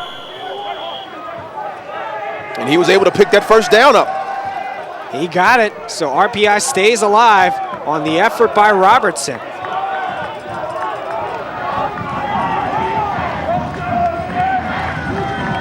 Got out of bounds to stop the clock. Takes the snap, pump fakes, throws deep down the middle for Branch. And it is incomplete inside the 15. Really needed to bring that catch in right there. See the pump fake right there to hold the defense. Throw it down the middle, just threw it behind his receiver that time. Branch had to stop, turn around to his backside, and try to bring that ball in. Had the ball been on target, would have been able to catch that ball. Maybe picked up a couple extra yardage after the catch. 2nd down and 10. Union content to let RPI pick up yards as long as they don't score a big touchdown, especially in the middle of the field. Throws for Bernardo. Nice catch. Bernardo fighting his way forward past the 30 to the 28. But short of a first down, and the clock will continue to run with 1:45 left to go, and RPI will use their final timeout. So RPI with no timeouts left now. We mentioned earlier the Capital Region On Demand. You can see this game again and again. Part of Time Warner Digital Cable, channel 1009, 866-321-CABLE. The sun's starting to set here in Schenectady, New York. Don't forget, we will be on the air next weekend in Kingston, New York for the high school Final Four of the playoffs. We don't know who the games are going to be yet. I was told before the game, and we saw that all three, I believe, Capital Region teams won last night. So they'll all be in Kingston next week. So it should be exciting action as we go back to high school football next weekend in Kingston. And I believe LaSalle and one other team are playing today. Cambridge. LaSalle and Cambridge playing today. And hopefully for Section 2 fans, they will win those games as well, make it a clean sweep, and have all 5 Section 2 teams in Kingston. That would be great for the Capital District. We see these 2 Capital District teams doing well. And it's good to see so many players from the Capital District on these 2 teams. And that's what's so good about both of these teams doing well, because a lot of them are here. Robertson throws, caught by Bernardo, incomplete. Bernardo drops the pass, and that's going to bring up a 4th down and 1. Once again, the game on the line with 1:43 left to go. This is the game right here. Again, tried to run before he caught the ball there. May have been a little distracted by the official standing in the middle of the field, but you got to realize that's his spot. They hand it off Bernardo. He picks up the first down. And that will stop the clock momentarily to the 24-yard line. RPI needs 2 touchdowns in the final minute 40 to try to tie the game. They spike the ball into the ground to stop the clock with 1:35 left.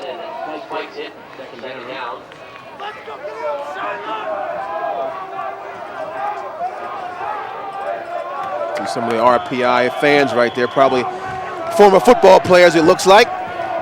Trying to root their team on, let them know the game's not over yet. Continue to fight on.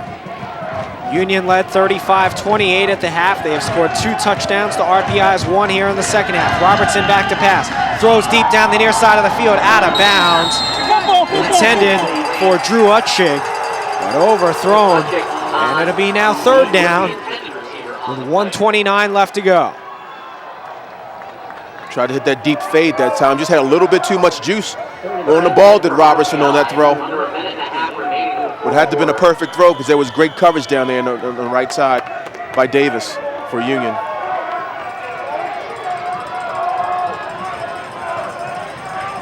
Robertson out of the shotgun, throws. Caught by McGowan inside the 10, and RPI staying alive. They get it all the way down to the 9-yard line. They'll move the stick, stop the clock.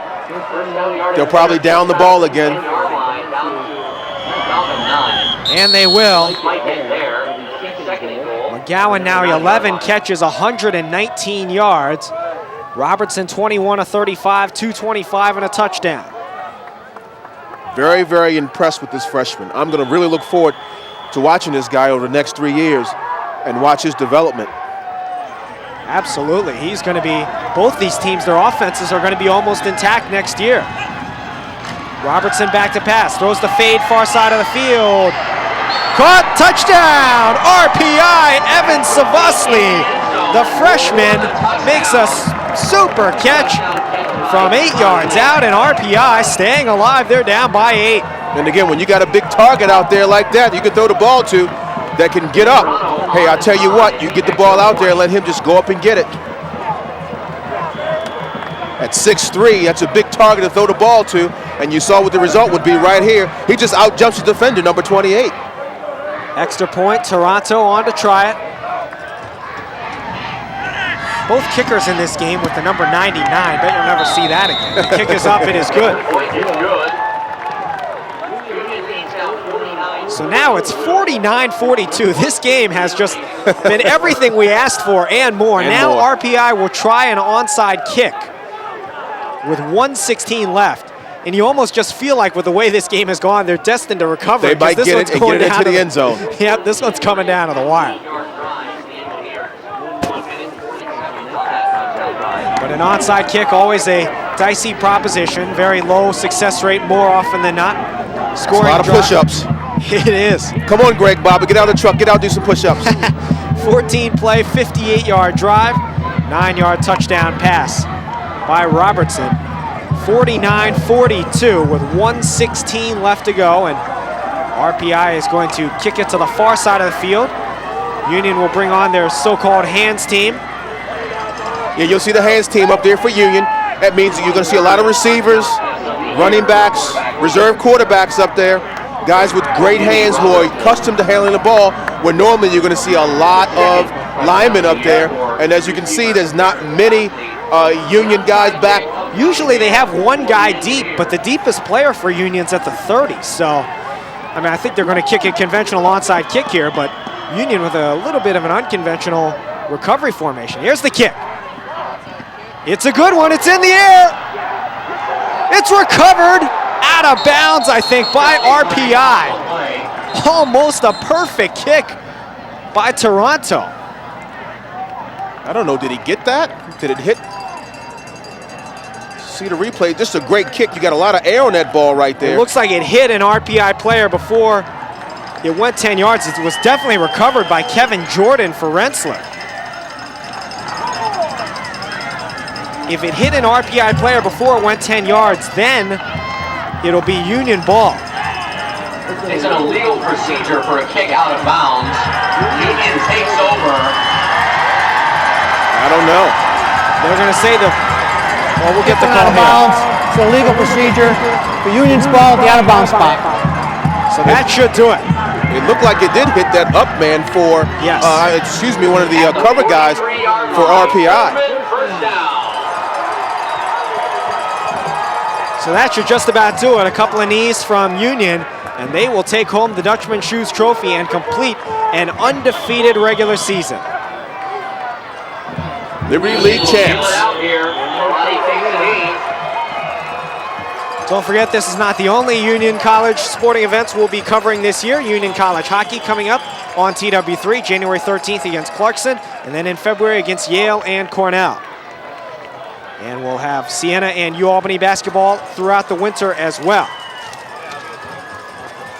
This will be the 10th NCAA appearance for Union and the 4th under Coach John Audino, their first since 2000. I think they just got Audino with the Gatorade bath.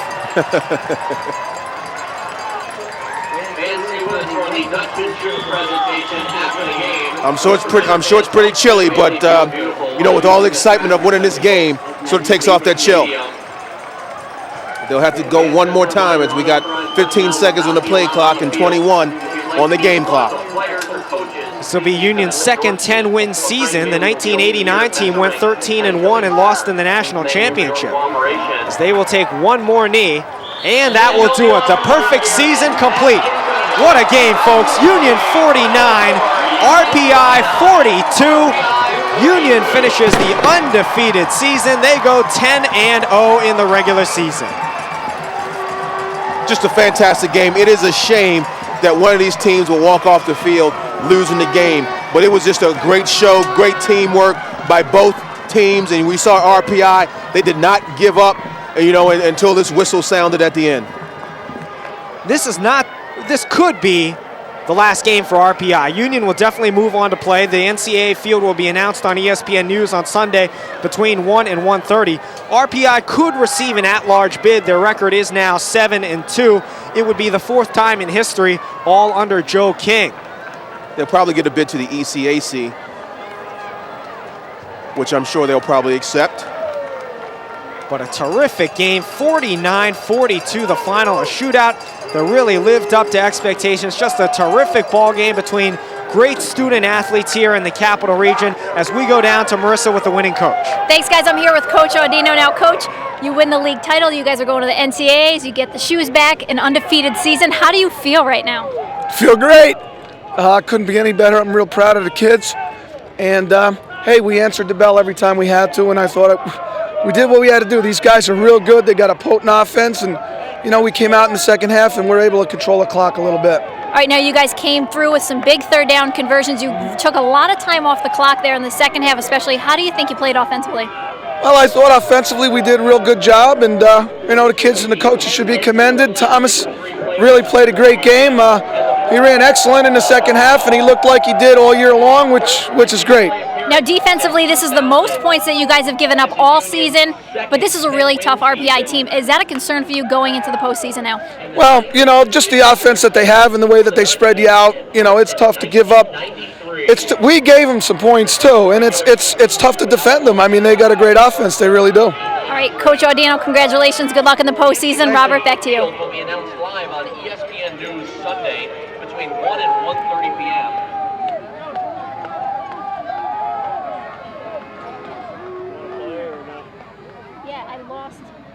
They got a minute or no? Yeah, they have a minute. Guys, I lost my audio. So we look forward to the Dutchman Shoes presentation. 49-42, Union with the lead with the win over RPI. See Coach Joe King addressing his troops. Oh yeah, you gotta build on this. It's tough to lose this game, but they definitely got something to build on. And there are the Dutchman Shoes presented to John Audino. And the cannon goes off, and Union with a well-deserved victory here, 49-42, 10-0 on the season, a spectacular year for the Dutchmen, and take nothing away from RPI. They were gallant in defeat. We'll take a break, be back with more right after this. 49-42, what a wild one, 91 points, all of them right here on TW3.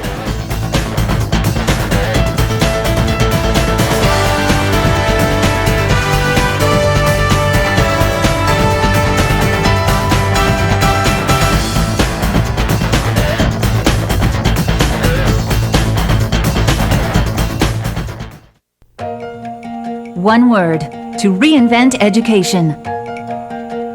One word to pioneer new concepts. One word to improve lives. One heritage. One vision. One university. One word changes everything. Rensselaer. I want it all. I want things easier. I want to save a lot. Want all that? Then get All-in-One from Time Warner Cable. What's that? With All-in-One, you'll save up to hundreds of dollars every year when you get digital cable, Roadrunner, and digital phone together. Together on one simple bill at one low price. Wow! Finally! We all want it! Then call today and ask for All-in-One, new from Time Warner Cable. Time was the neighborhood butcher told you how to prepare special cuts of meat. But where could you find that today? Used to be that a greengrocer stocked only fresh produce at its peak, but that was then. And you didn't have to know much about fresh seafood when you had a fishmonger do it for you. But aren't they all gone now? Just like the bakery where they got up before dawn so you could have fresh breads and bagels when you woke up. Well, it's still around at Price Chopper. Butchers, bakers, fishmongers, greengrocers, giving you the best in fresh for more than 70 years.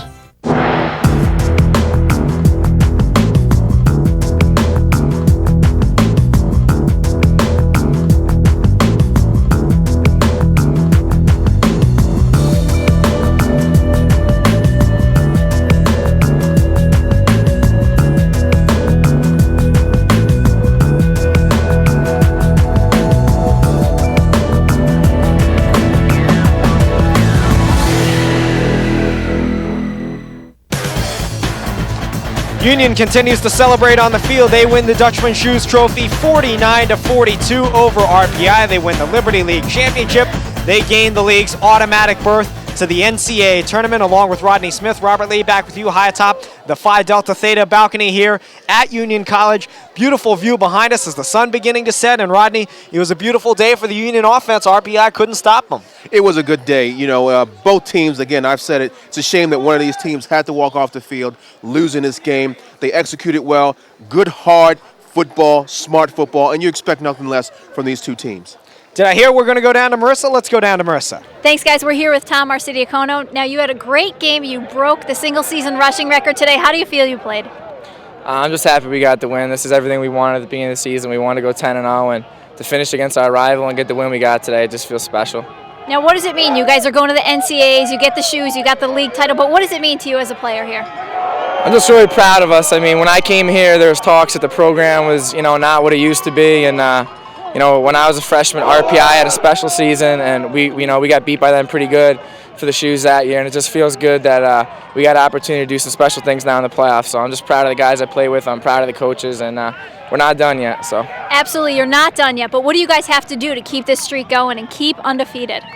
Honestly, I feel like right now that we're the only team that can beat Union. I mean, when we come out and we execute, we're a pretty hard team to beat, and we keep coming out and executing the way we are. I think we could have some good things happen down the road.